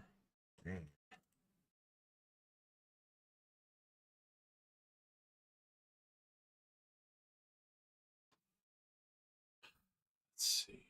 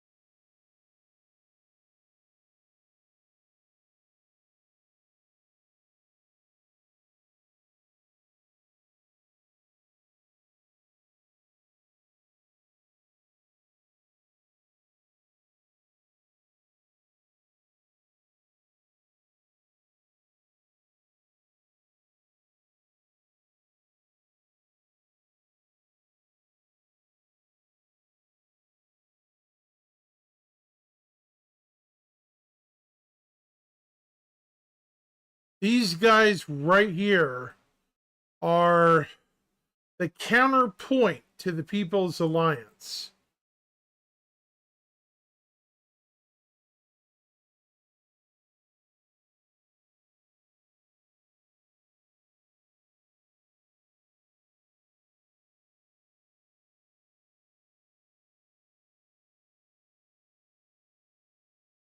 Hold on. Not what I'm looking for. Darn it.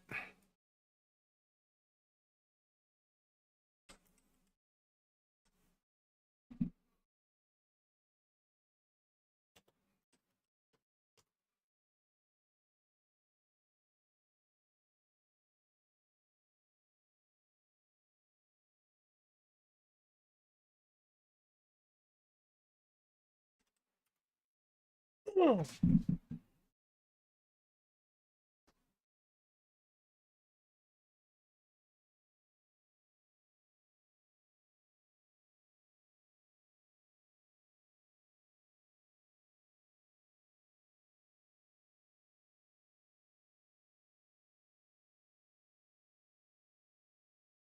Hold on just a second.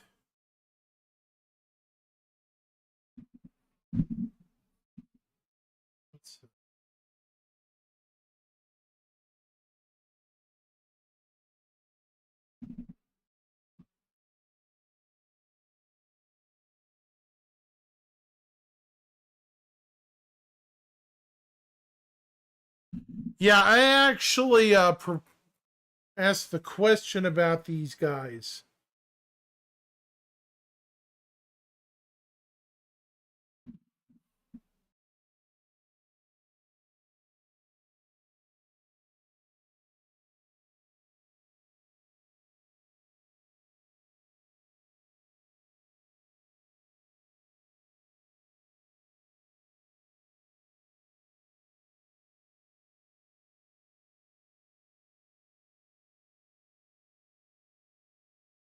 I started asking questions.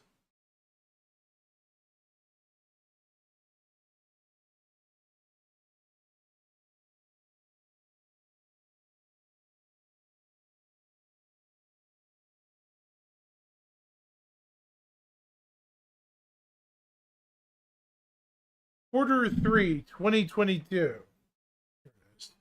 Gangs and syndicates of Nicks.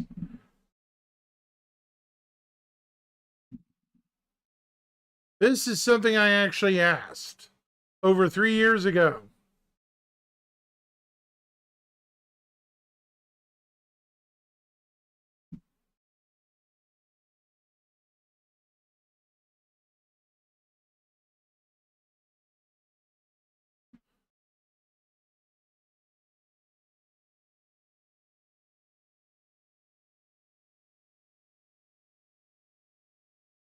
And just a second.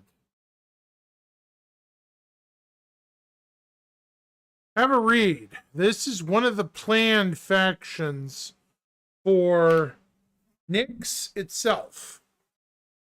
There was also a follow-up question which further elaborates a little bit on the People's Alliance and their activities.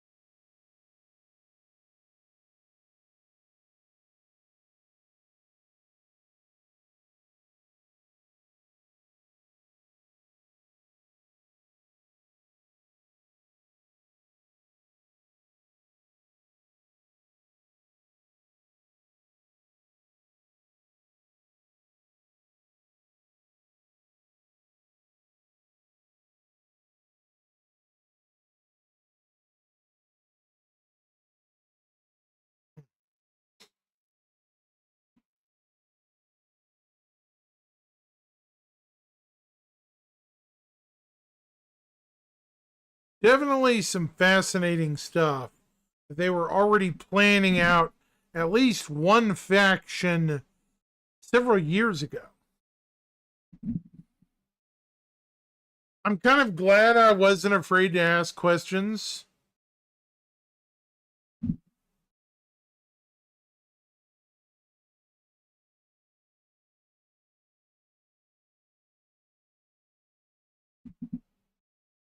What's my earliest?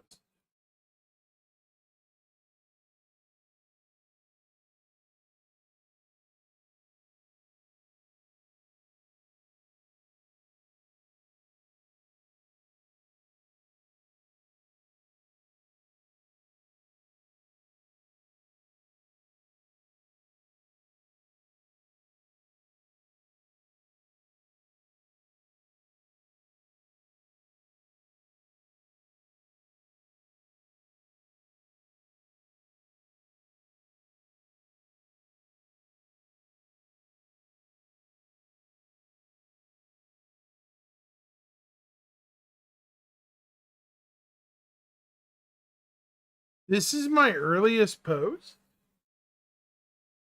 Wow. When? Wow. Young of a... Okay, that's... I guess so.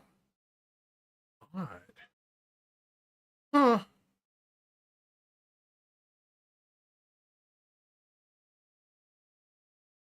Weird. I honestly thought I had posted more than that. That's definitely odd.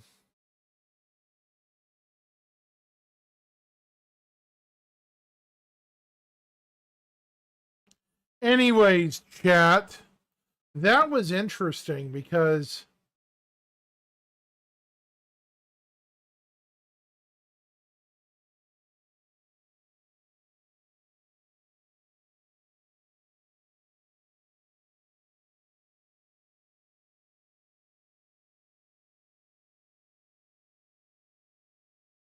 I always assumed, you know,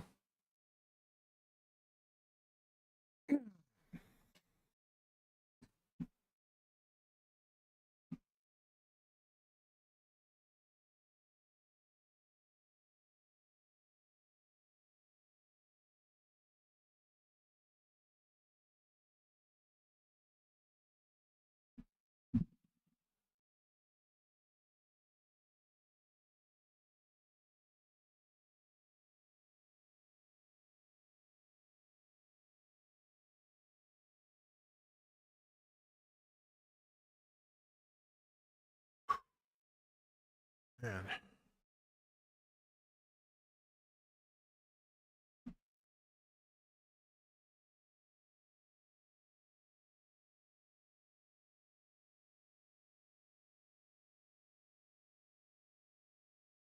So what do you guys think, chat?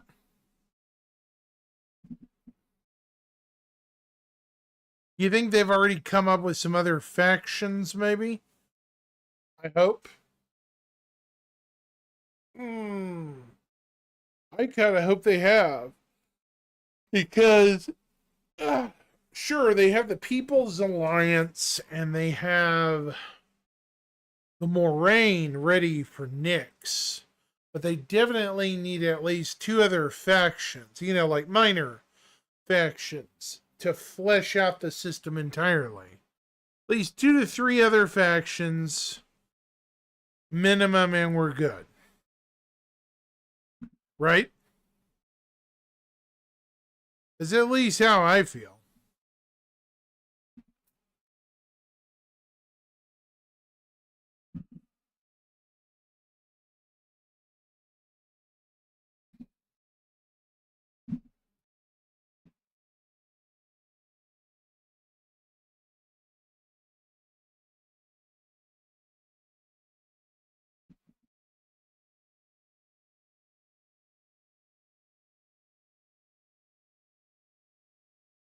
So when did... Hey, good morning. 07, my friend. How are you?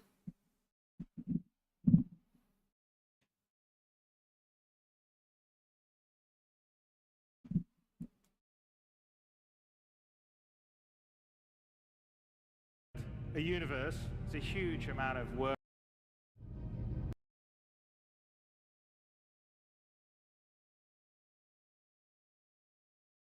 Not what I'm looking for.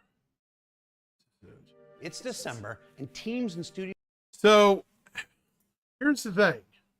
This came out 3 weeks ago, right? December 12th. This was the last Inside Star Citizen of the year. This Thursday will be a month. I think ISC returns probably the 16th. Yeah, I agree. I don't think there'll be as many in Studios around Nyx. the world are working diligently to release alpha. Exactly. Nyx, here's my theory with Nyx. It's going to upset some people. I think Nyx is more civilized than Pyro to a degree. Look at Levski. That is a very civilized looking settlement. They have a freaking trade terminals and stuff in it. I think pretty much most of the main minor factions are pretty much ousted, or they have to play nice with the People's Alliance because, you know, they've pretty much been run out of the territory. Does that seem like a reasonable explanation? Who did what? Oh, thank you for the subscription, Halcyon. I love you so much. I love you, brother.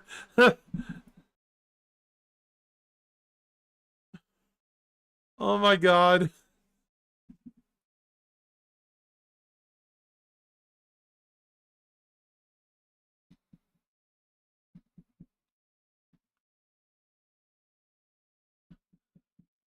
But yeah, that's my theory with Nyx. Nyx has 2 power blocks at the moment.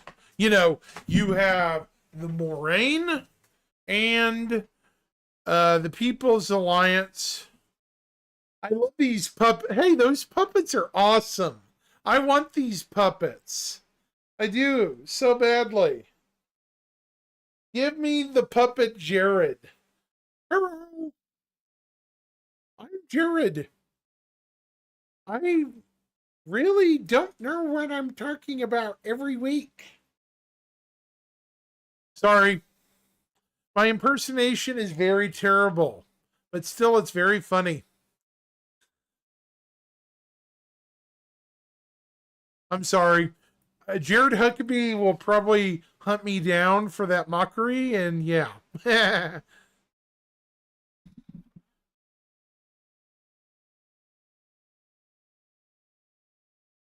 As much as I hate to admit it, I am probably now a dead man.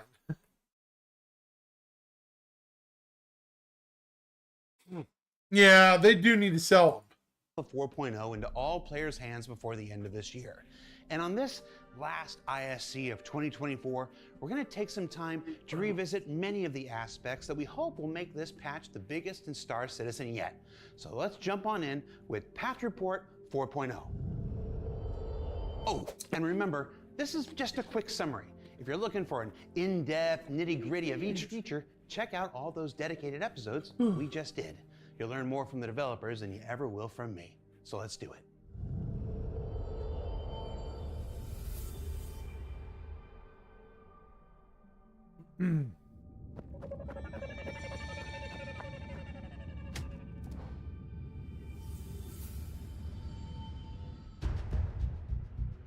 It's hard to pick the most important element of Star Citizen Alpha 4.0, but any conversation must start with the arrival of server meshing, the underlying technology that will increase player capacity and server performance for years to come, with its first iteration allowing for the largest expansion of Star Citizen's universe yet.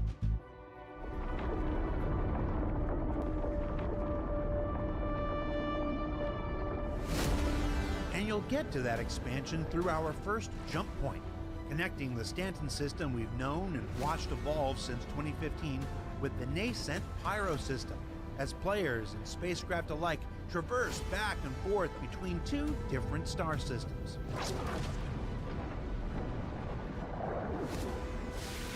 Of course, once you get to the Pyro system, you'll encounter a new array of space stations and asteroid bases, each providing opportunities and challenges galore as you navigate the worlds of Pyro's various factions like Rough and Ready, Headhunters, and the Citizens for Prosperity.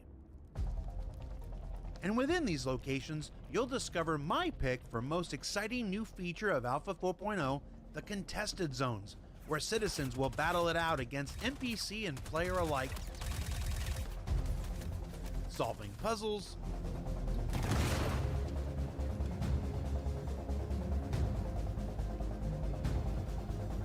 holding positions, and moving from zone to zone for a whole host of interesting and unique rewards that will continue to grow in subsequent patches.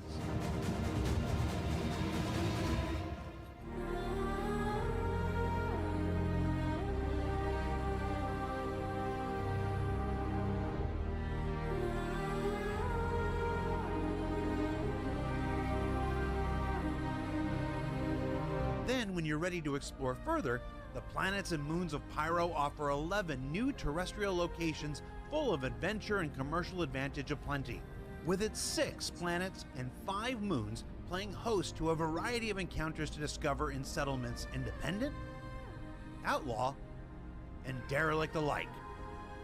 Junkyards where new mission types can be found, and even farms for those looking for a more peaceful life. And within and around those points of interest, you might encounter one of Star Citizen's growing library of creatures, with the addition of multiple Quasi-Grazer variants, the not quite domesticated Copion in service of their captors, and even the small and diminutive Alaprat. A reminder, chat. This little guy, this little dude was never on the progress tracker. So after this, who knows where we're going in 2024, 2025, folks. We don't know. This little dude, he was not on the progress tracker any time last year.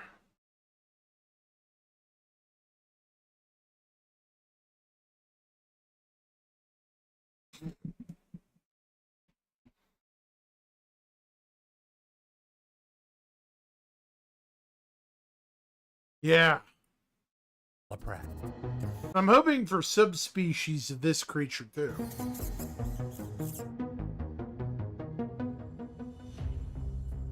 Then beneath the surface of Pyro's planets and moons, and Stanton's for that matter, new caves to be found in styles of rock, sand, and acidic beckon the brave adventurer to plunge their depths and conquer whatever creatures lie within.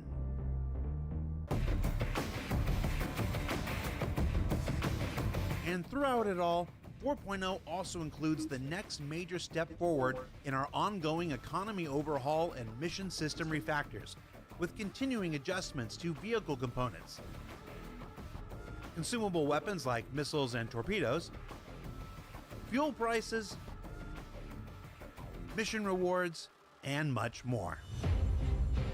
And in FOIP news, those improvements demonstrated at this year's CitizenCon also arrive in the upcoming Alpha 4.0, including head rotation tracking, camera stabilization, a greater range of motion for big mouths, and overall refinements to the tracking algorithm itself.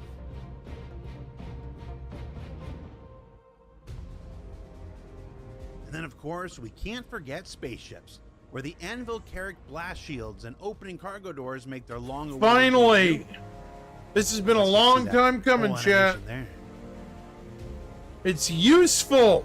This ship is Yeah, useful at last. Do your thing. Also, what's this mean for the caterpillar doors? You're gonna get those soon? Should we cut that out? Let's go ahead and leave that comment, shall we?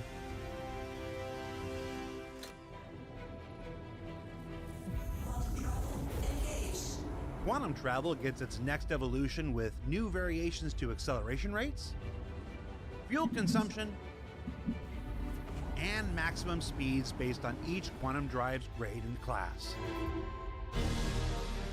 And of course, we have to mention the legendary Space Wolf itself. The Mirai Guardian makes its presence known and looks to reckon with anyone that called it the Fat Fury in the past. We're just gonna sit quiet and look at the Guardian fly around for a bit. Ooh, I've seen the previs on the trailer. I don't have anything to do with it, but it looks really cool. I gotta say, this is one of the better looking ships they came out with. It's gonna be a good trailer when it comes.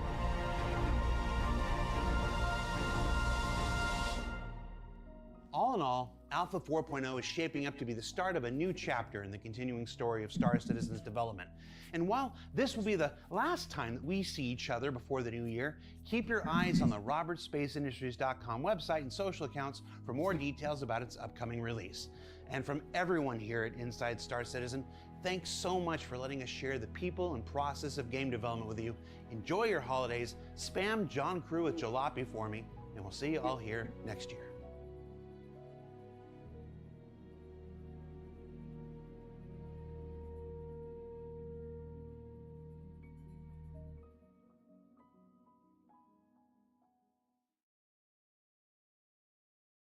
Yeah, I'm sorry. I don't want jalopy.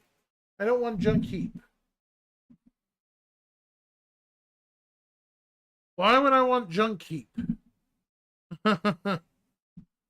Right, chat?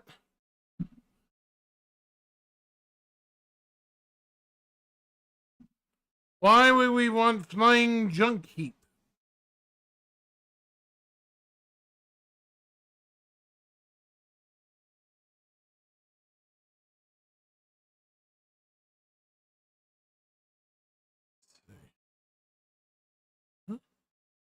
Where's it?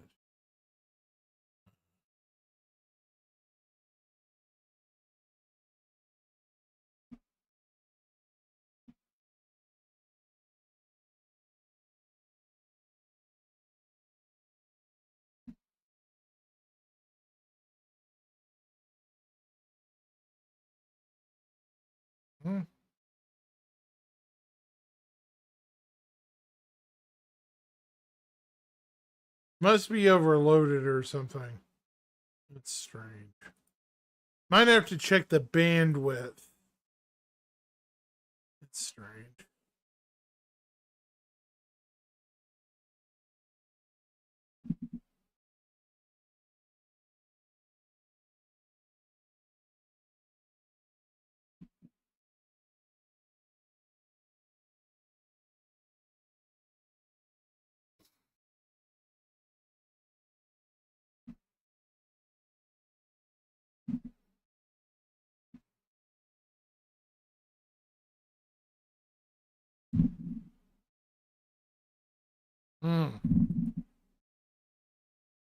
So, here's the real thing, chat. We know that 4.1 is within a few days, probably, more than likely. When it hits, what will be in the initial patch? Do you think we'll get notified? Or do you think they're going to wait till next week to drop the patch and then tell us? There's the million-dollar question.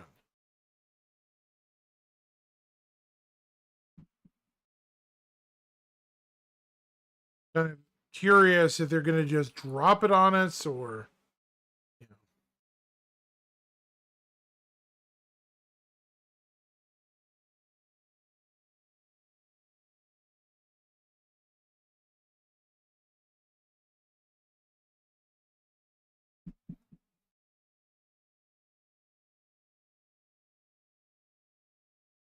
Yeah.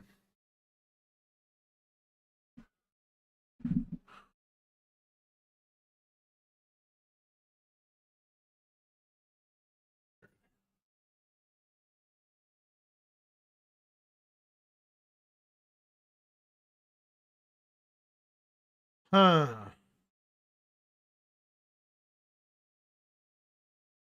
What do you think, Halcyon? If you're still there, you think they're going to throw in some stuff like they've been doing lately? things that aren't, you know, on known to the greater game community. You know, surprise things, right? Because honestly, at this point, I wouldn't be too surprised if they did that. It seems like they're doing it for the shock and awe, and honestly, it's probably a good thing.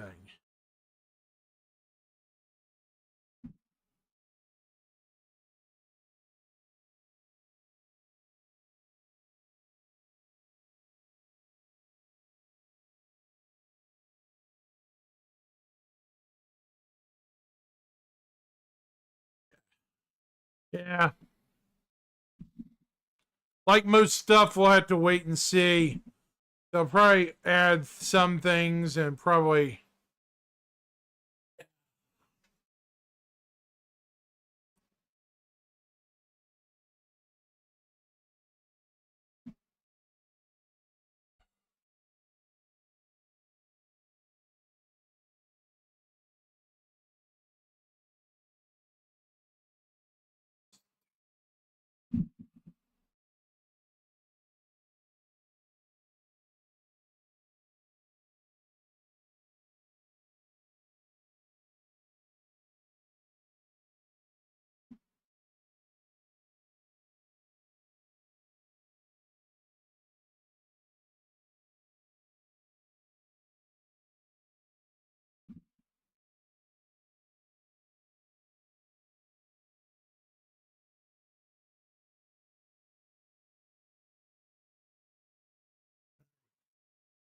Right.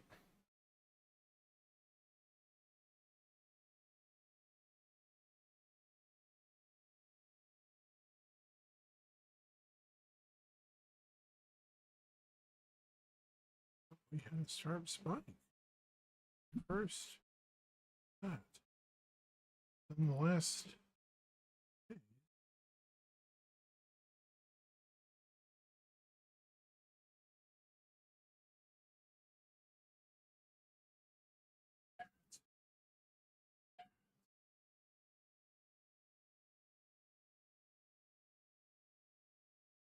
Incredible. And the steep. Ah. Sorry I went quiet for a second. I was double checking some stuff. Sorry, chat. Anyways. Yeah. I have some theories. We may or may not get everything we want this year.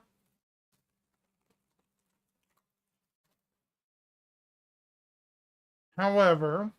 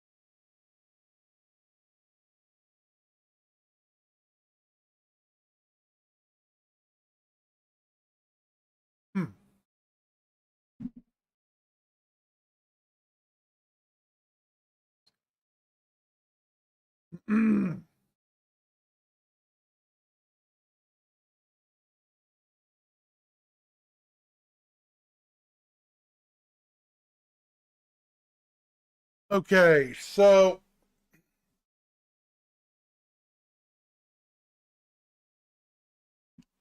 another thing we need to keep in mind based on this preliminary part of the year is what ships will undoubtedly be released over the next 12 months, you know, from now till January 2026. Right? So, if we go to the CitizenCon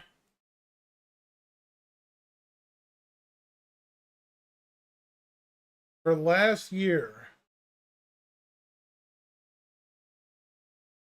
Captains of Industry.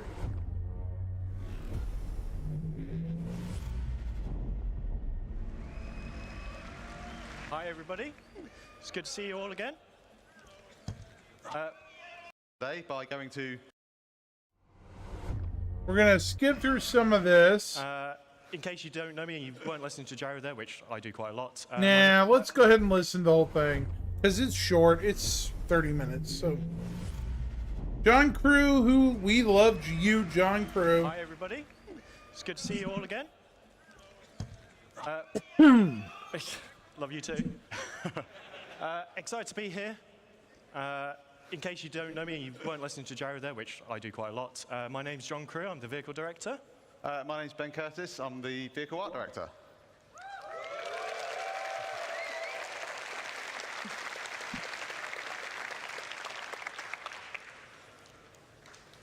And the clicker is not working. Oh. So if you've got technical difficulties, You have to do a dance, John. there we Oh, go. there we go. We're good. Right. So, today we're going to be talking about the vehicles to build your universe. And for those of you that watched the previous presentation, which is awesome about base building and crafting, you should be familiar with the construction grav cart. And Just sell the you see damn how this thing. We'll works. buy You might it. be wondering, well, if I've got this, why do I need some vehicles to do things? I know there's going to be some of you that will be perfectly prepared to go push this thing hundreds of kilometers out of the garages at New Babbage.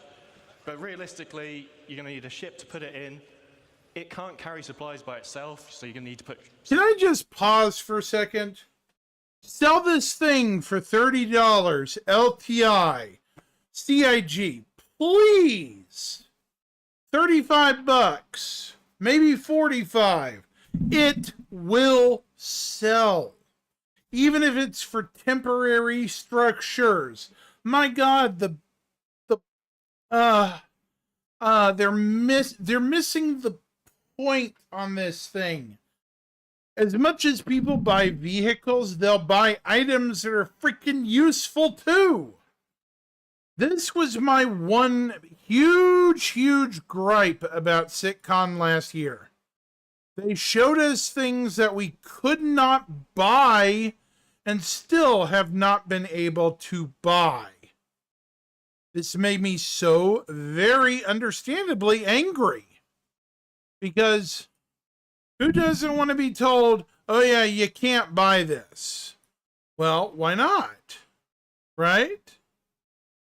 Why can't I buy this? Well, because there's no price ticket on it. Well, why? You guys in chat understand why I'm saying this, right? $35, 40 bucks, even war bond. People would buy this, load it up in a Nomad, just to experiment with it. Am I wrong, chat? Or am I right? I think I'm right. I don't even need to ask the dang question. Let's be real. I think I'm dead right. Because people want stuff like this. Anyways, rant over. supplies on the ship, move them, and it has small drones. And that's the key aspect there. It has 2 small drones on board, and drones will have sizes. Okay, so yeah, basically everything you're going to be building in Star Citizen has its size class. A lot of you are familiar with how we class our ships and a lot of other things in our game. So it ranges from small all the way up to large and extra large. And our drones kind of fall into those classes as well. But what does it really mean, the difference between what's a small drone, what's a large drone, what's a larger than large and extra large, and so on. And basically, a medium drone, for example, can build any structure up to a medium size. So it can build smalls, mediums, and it will be able to build small structures faster than what a small drone would. So the size makes difference depending on how big you want to go. But the drones also scale in numbers. In the, one drone can only make one structure at a time. So the GravCart's got 2 drones on it, so I'll be able to create 2 small structures. But a medium, or if you've got a vehicle that carries multiple drones, you can craft a lot more structures, a lot bigger sizes, and that's kind of really the key to kind of like the upgrade path through the kind of drone sizes. So we've had a look at the small. So what's next? What do you want to build? A medium. So I know some of you have already seen it, but this is the CSV from Argo. So launching today is the very first ground vehicle from Argo, the Construction Support Vehicle, CSV. So this specialized chassis is developed to take on all the conditions on all our planets. It's a little rugged beast that really does just go everywhere. And if you're constructing a new settlement, there's 2 things you need. You need drones to build it, you need supplies to supply the drones to build it. And that's why the CSV comes in 2 variants. So we have the CSV FM, which stands for Fabrication Module. So this has 2 medium drones on board, and we built it to fit in as many vehicles as we could practically get it to fit in. So it fits in vehicles from a Cutlass Black upwards. It's approximately, and everyone always asks me, what ship fits in what, and I lose track of it all the time. It's about the size of a Tumbril Cyclone. So if you can put a Cyclone in a vehicle, you can put one of these in it.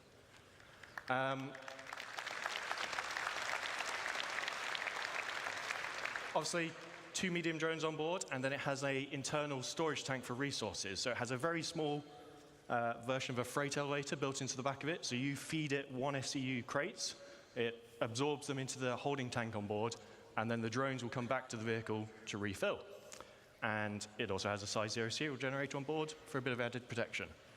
What happens when you run out of resources? This is where the CSV SM for supply model comes in.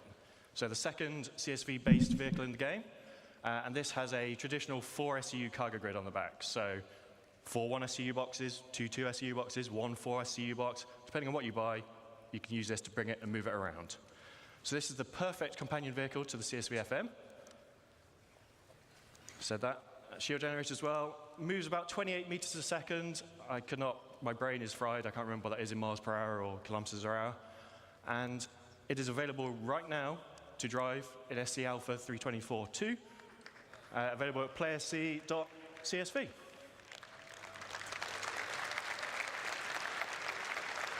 So now, let's take a little closer look at the vehicle, and Ben's going to go through it.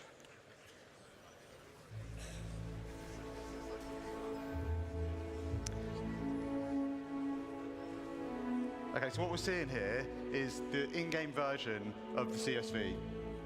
It's complete with its 4 SCU of cargo up on the rear.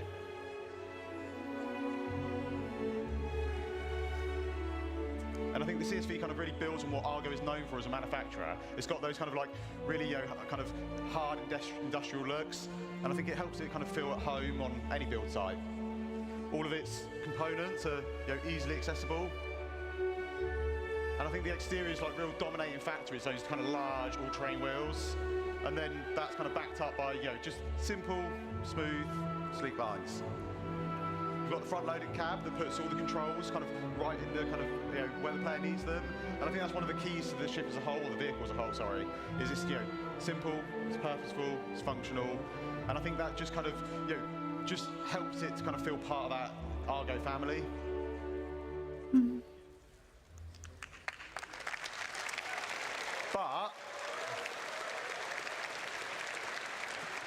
But what if you want to go bigger?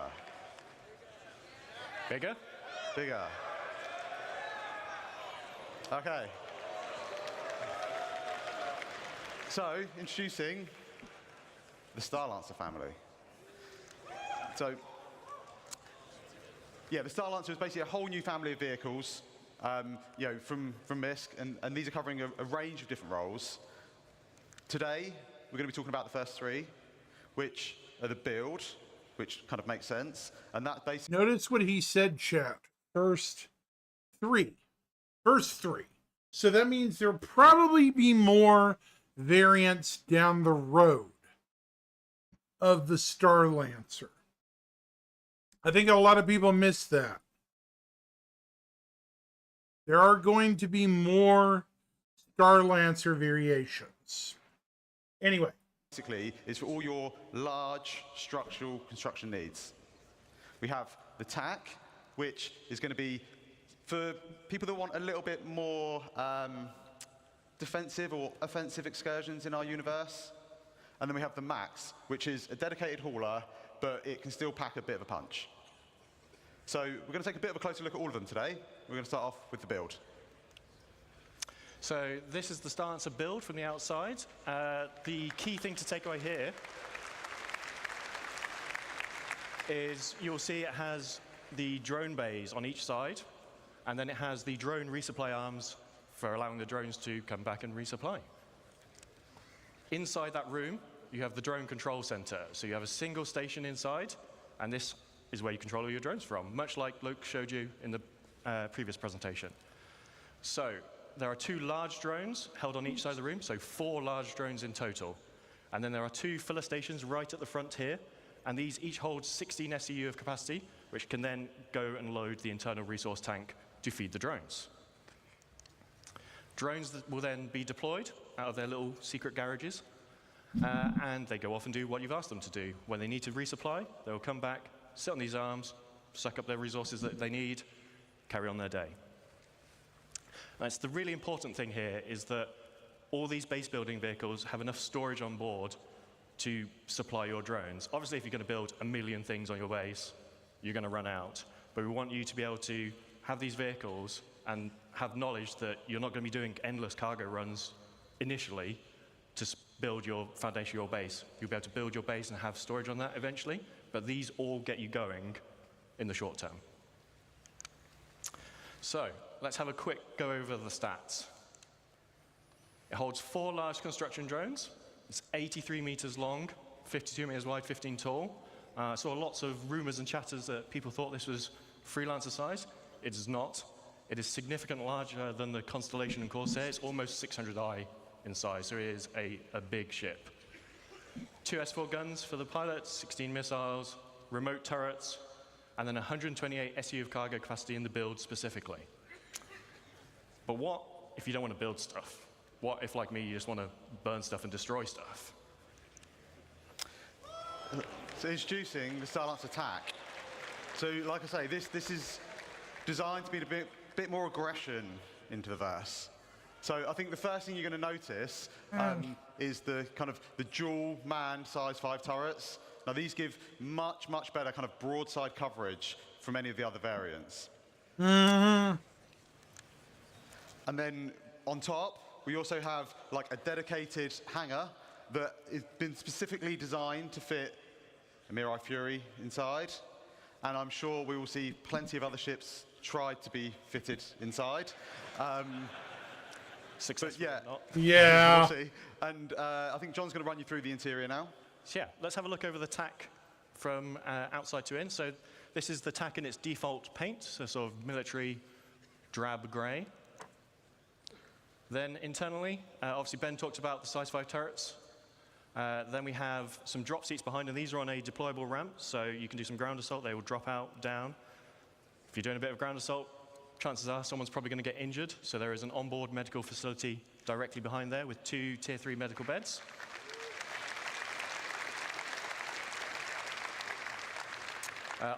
Upstairs, obviously, there's the Fury hangar. Behind that is engineering. And then forward of the hangar is the refactored habitation and mess hall area, which is specific to the TAC, just because there's so much other stuff crammed in there. We had to redo the upstairs of it, basically, to fit that in.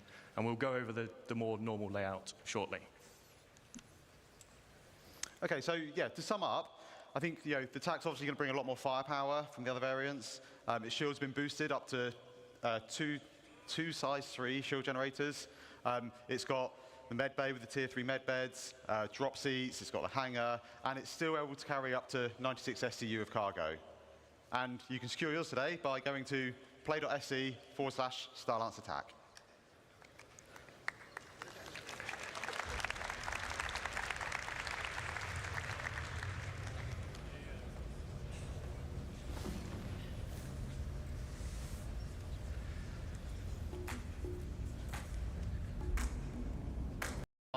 That really helps to kind of. Okay, so I think you kind of hopefully agree that was a pretty great kind of trailer for the StarLancer Max. And as you can kind of see, we're just putting the finishing touches on that now. So yeah, we're just getting it all done, all ready for its launch at IAE. Now, kind of like more natural light to cast. Behind that, we have the traversal. It's the reverse coming back. This will not be their day one of it. But we are starting this in the next week or two. So it is in production very soon.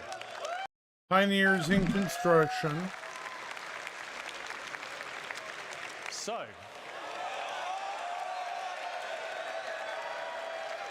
to finish up, Polaris. we'll do the classic one last thing. CitizenCon is usually about looking forwards, but we'll do some housekeeping and look at the now and a bit before. So, oh, sorry, this is Ben. Yeah, so you remember last year, we teased these 10 vehicle silhouettes. Now, these were vehicles that we were planning on working on this year, and we've not quite delivered all of them yet this year. But we did come quite close. So far we've delivered 6. We've delivered the Pulse, the X1, the Medvac, the Argo MPUV 1T, the RSI Zeus, and the rework on the Retaliator. Oh, but what about the rest? Sorry. So, Released. All of these released, folks, except for this. all but one of these will be released before the end of the year. So the Legionnaire is the one that's going to miss out. And that's because we want to align it with hacking gameplay. But the rest will be here before the end of the year. So, Crusader Intrepid, Mirai Guardian, and the Polaris. So,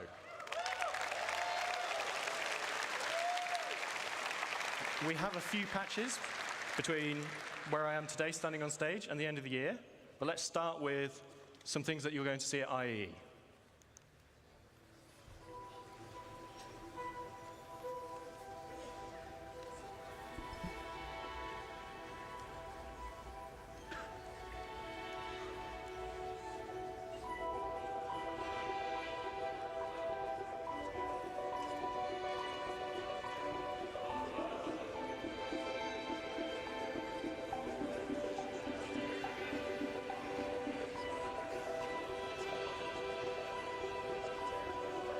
Medical Terrapin, first appearance.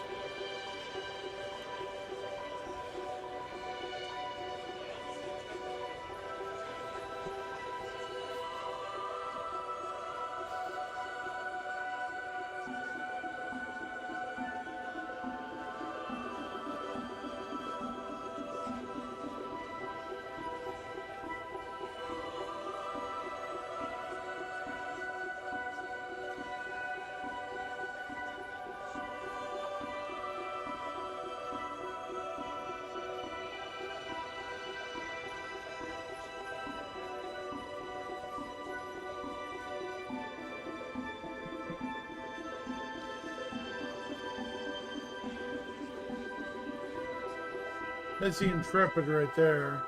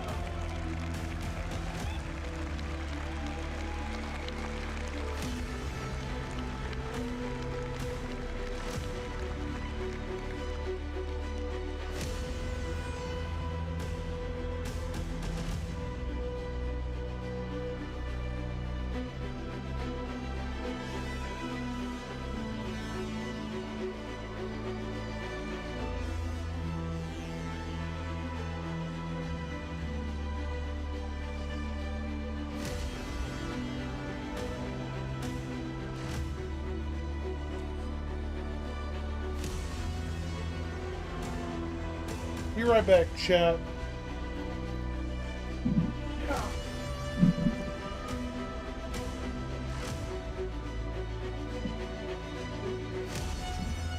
hand on something.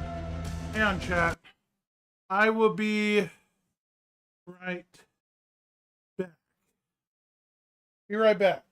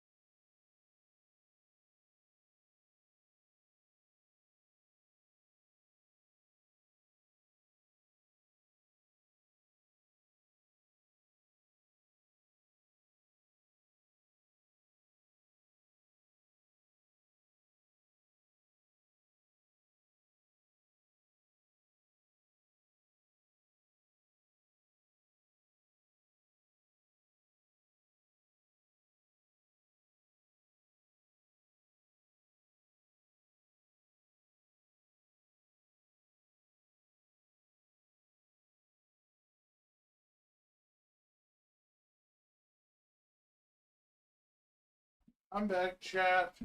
Coming back. Yep. Back again, back again.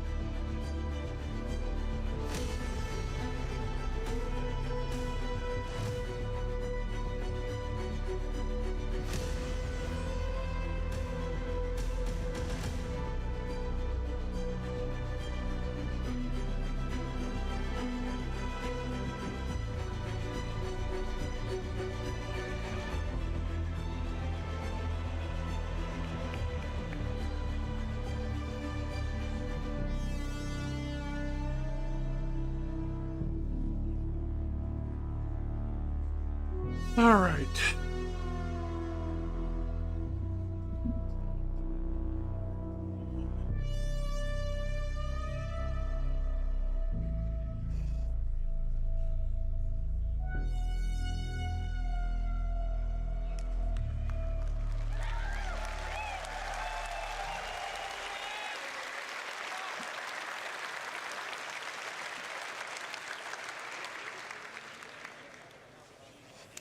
Okay, so on top of those ships we've talked about, we also worked on a number of other ships this year. So we're just going to quickly go through them before we get on to what we're doing next. So we delivered the Sulen, the Storm, the Cutter Rambler, the F7A and F7C Mark IIs. So I always get tongue twisted with these. And the F7A Mark Is.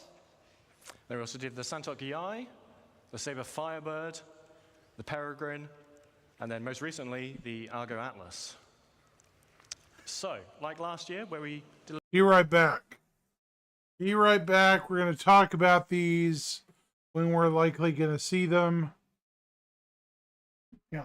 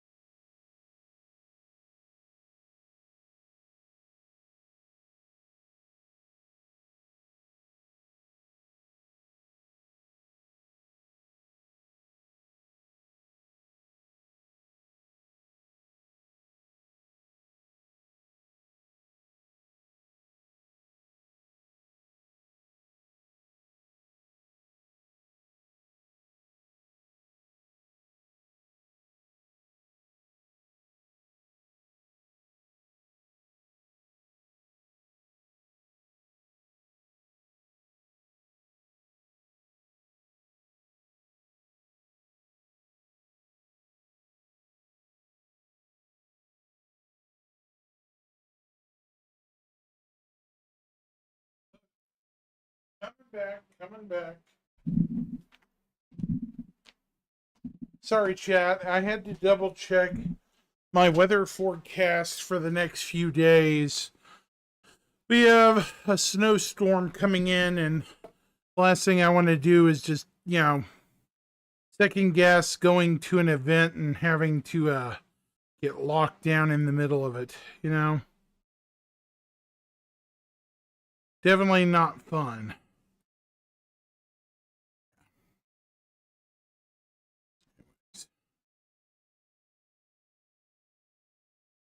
Here we go. A little tease. Can't just leave without teasing a little bit more. So let's have a quick look at just slap him. Did that guy say slap him? We're working on in the next 12 months. Rude. Yeah. So this is the I believe this is probably the fabrication module.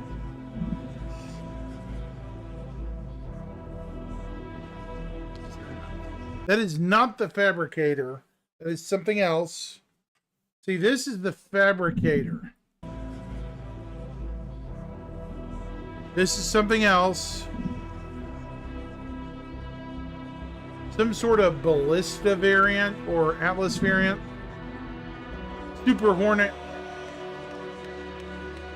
No, these are the Hornet Tracker, Hornet Ghost. They're already out. Medical Terrapin. Already out. Guardian. The Prospector Misk. I think this is the Intrepid right here.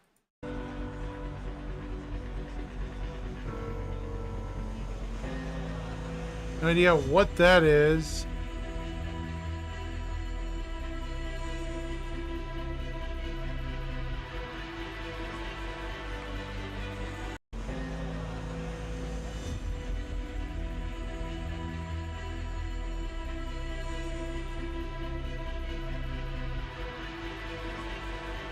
Is that the build? Perseus.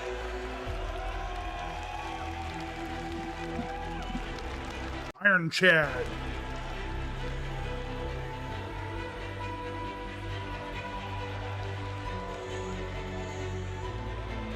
Pioneer or Kraken? So, probably the Pioneer. I just want to say a big thank you to all of you and a big thank you to all the vehicle team in all the studios around the globe. They give us all this really cool stuff that we can get to stand on stage and talk to you guys about. Some of them are probably hiding at the back, but I just want to say a big thank you to you all, especially for all the hard work on these recent ships. Yeah. Massive, massive thank you to everyone involved in putting these vehicles together. Right. Thank you. Thank you.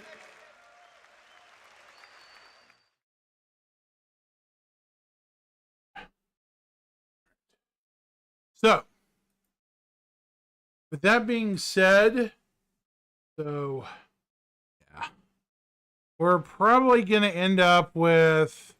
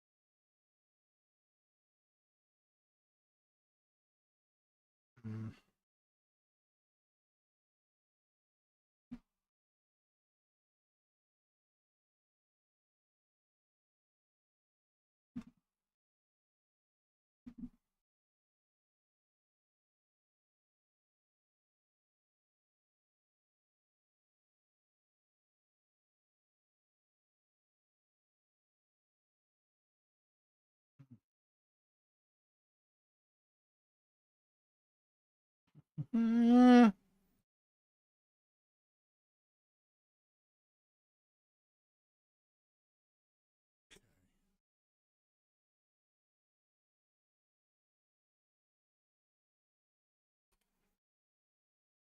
Hmm. Yeah, I'm a bit leery of stuff like that, but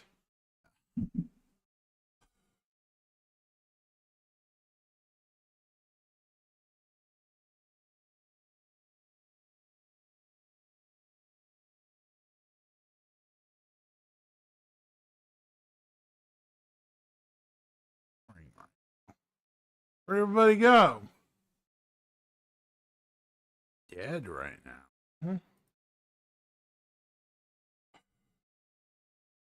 Oh, crap.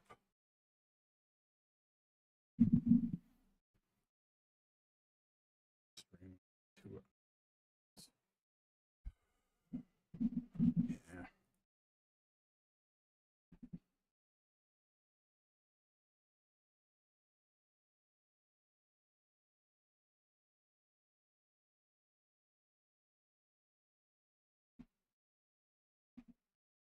All right.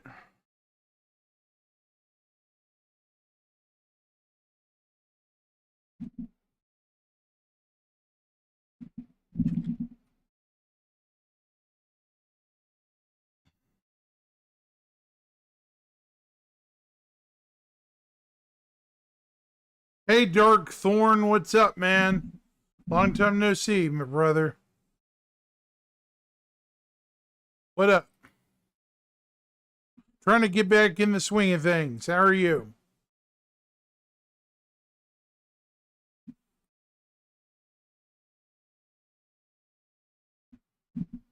Hope you're doing well.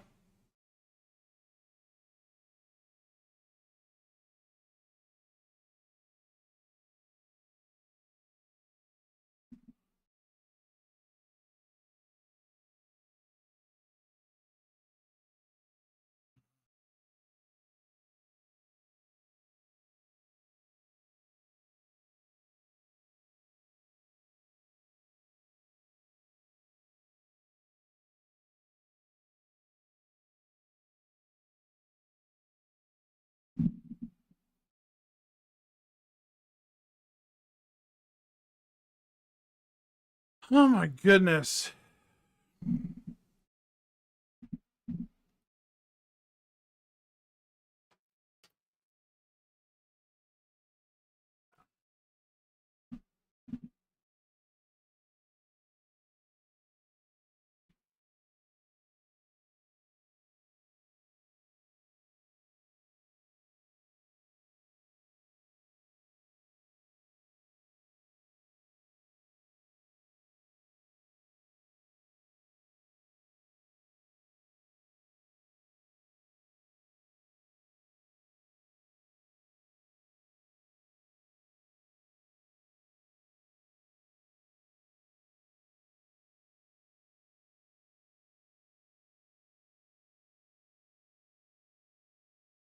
Yeah.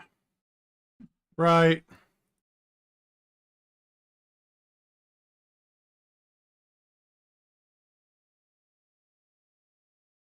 Poor people. Yeah,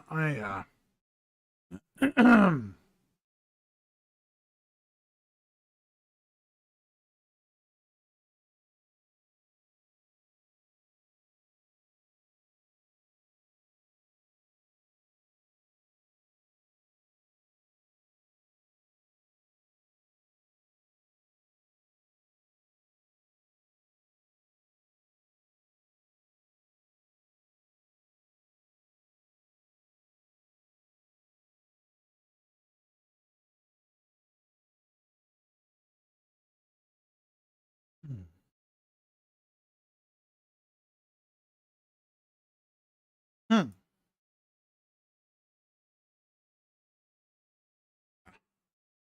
Right.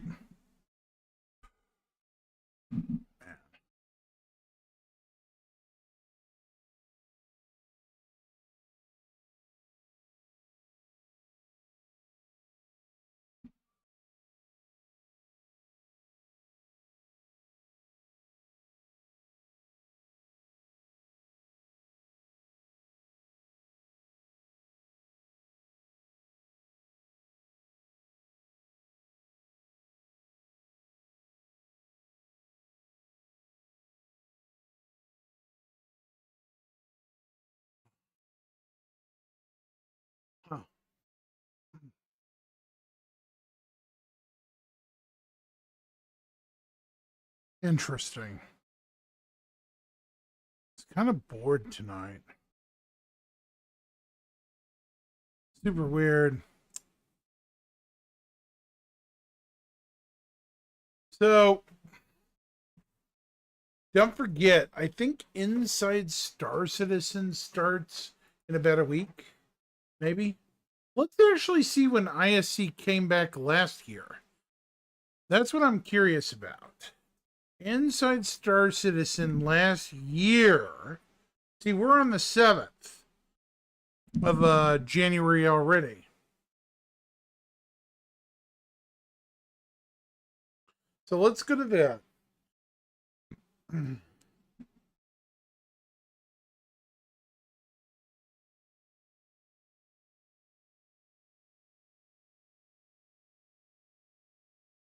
They didn't return until February 1st last year. Jesus. What about the year before? 2023. 126. 126. So, okay. Year before that was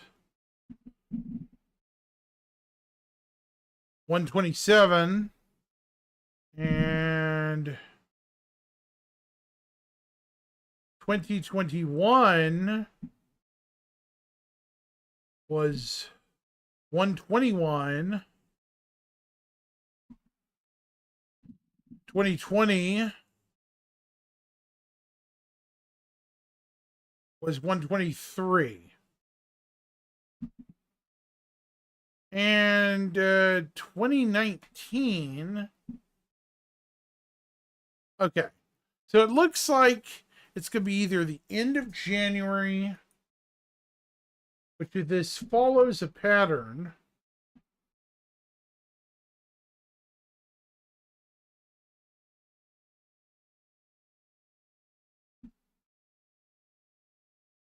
So last year,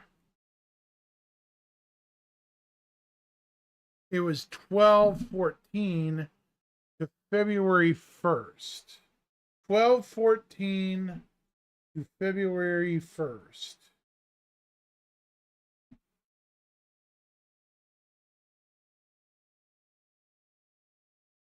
Okay, love you too. 12/14. 1, 12/14. So it'd be, huh? Oh, November. Okay. 12/14.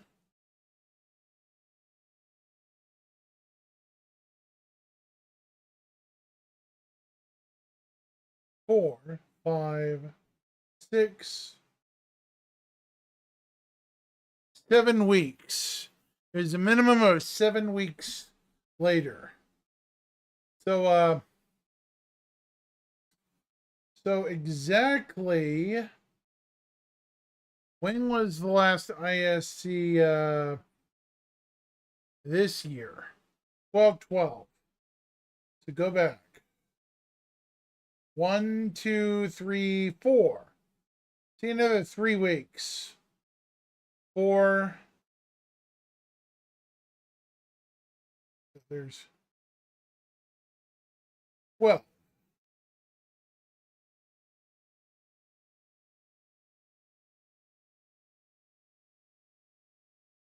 One, 2, 3, 4, 5.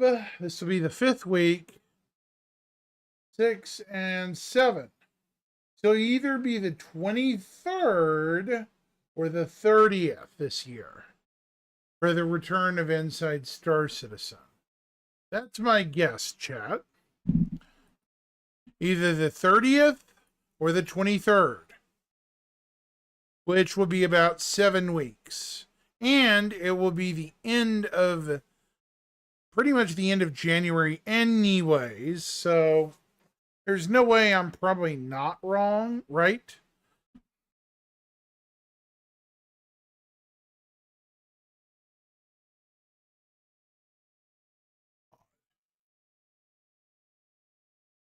I mean, it could be wrong, but very likely I'm not.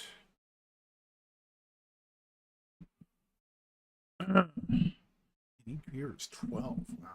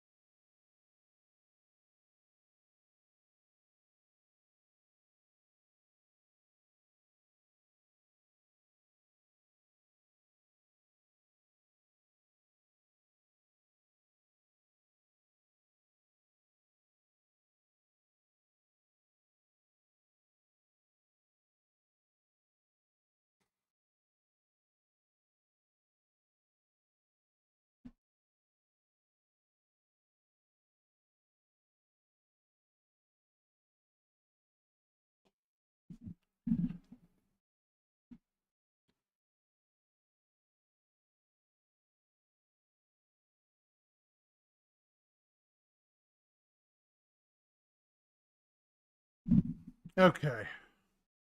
So.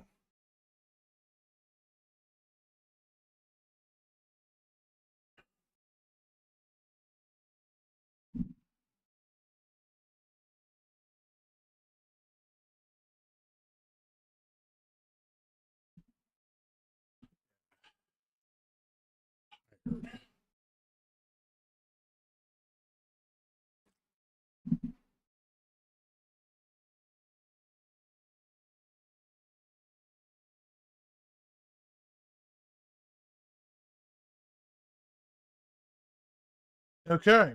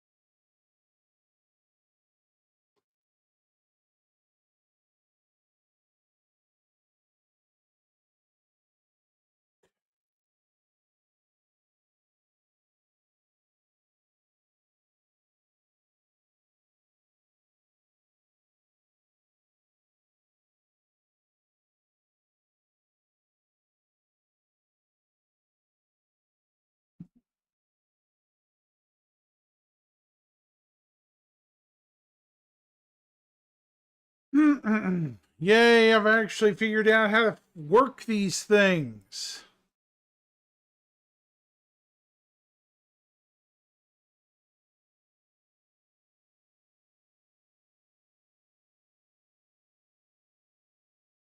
I don't believe it. I actually figured it out.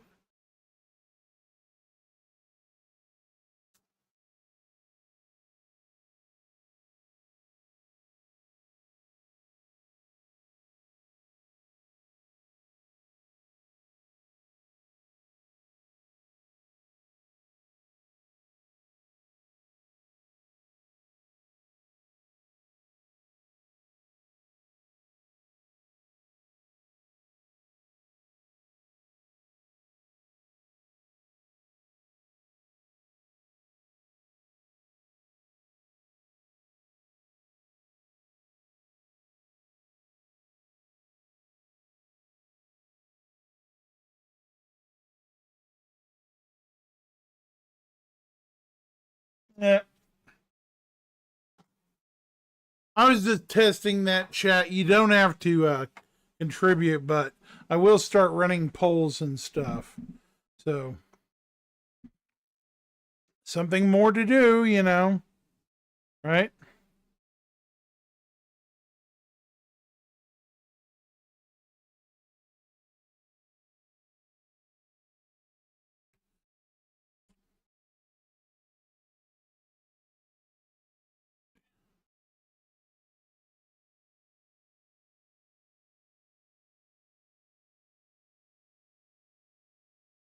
That was more or less a test.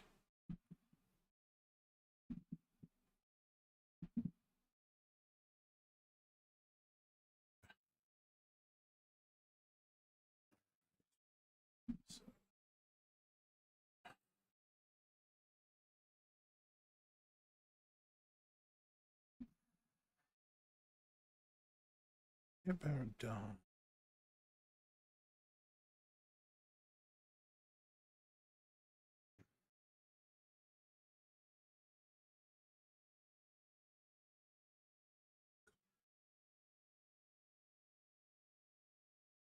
Okay.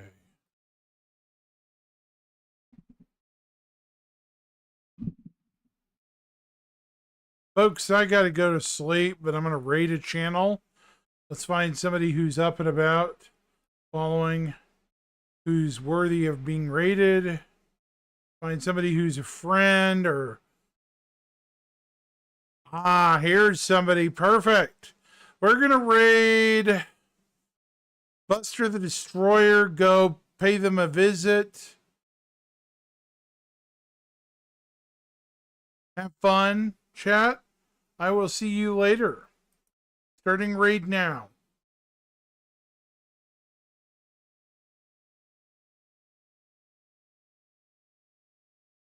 Tell the Maxis said hello. 07, everyone.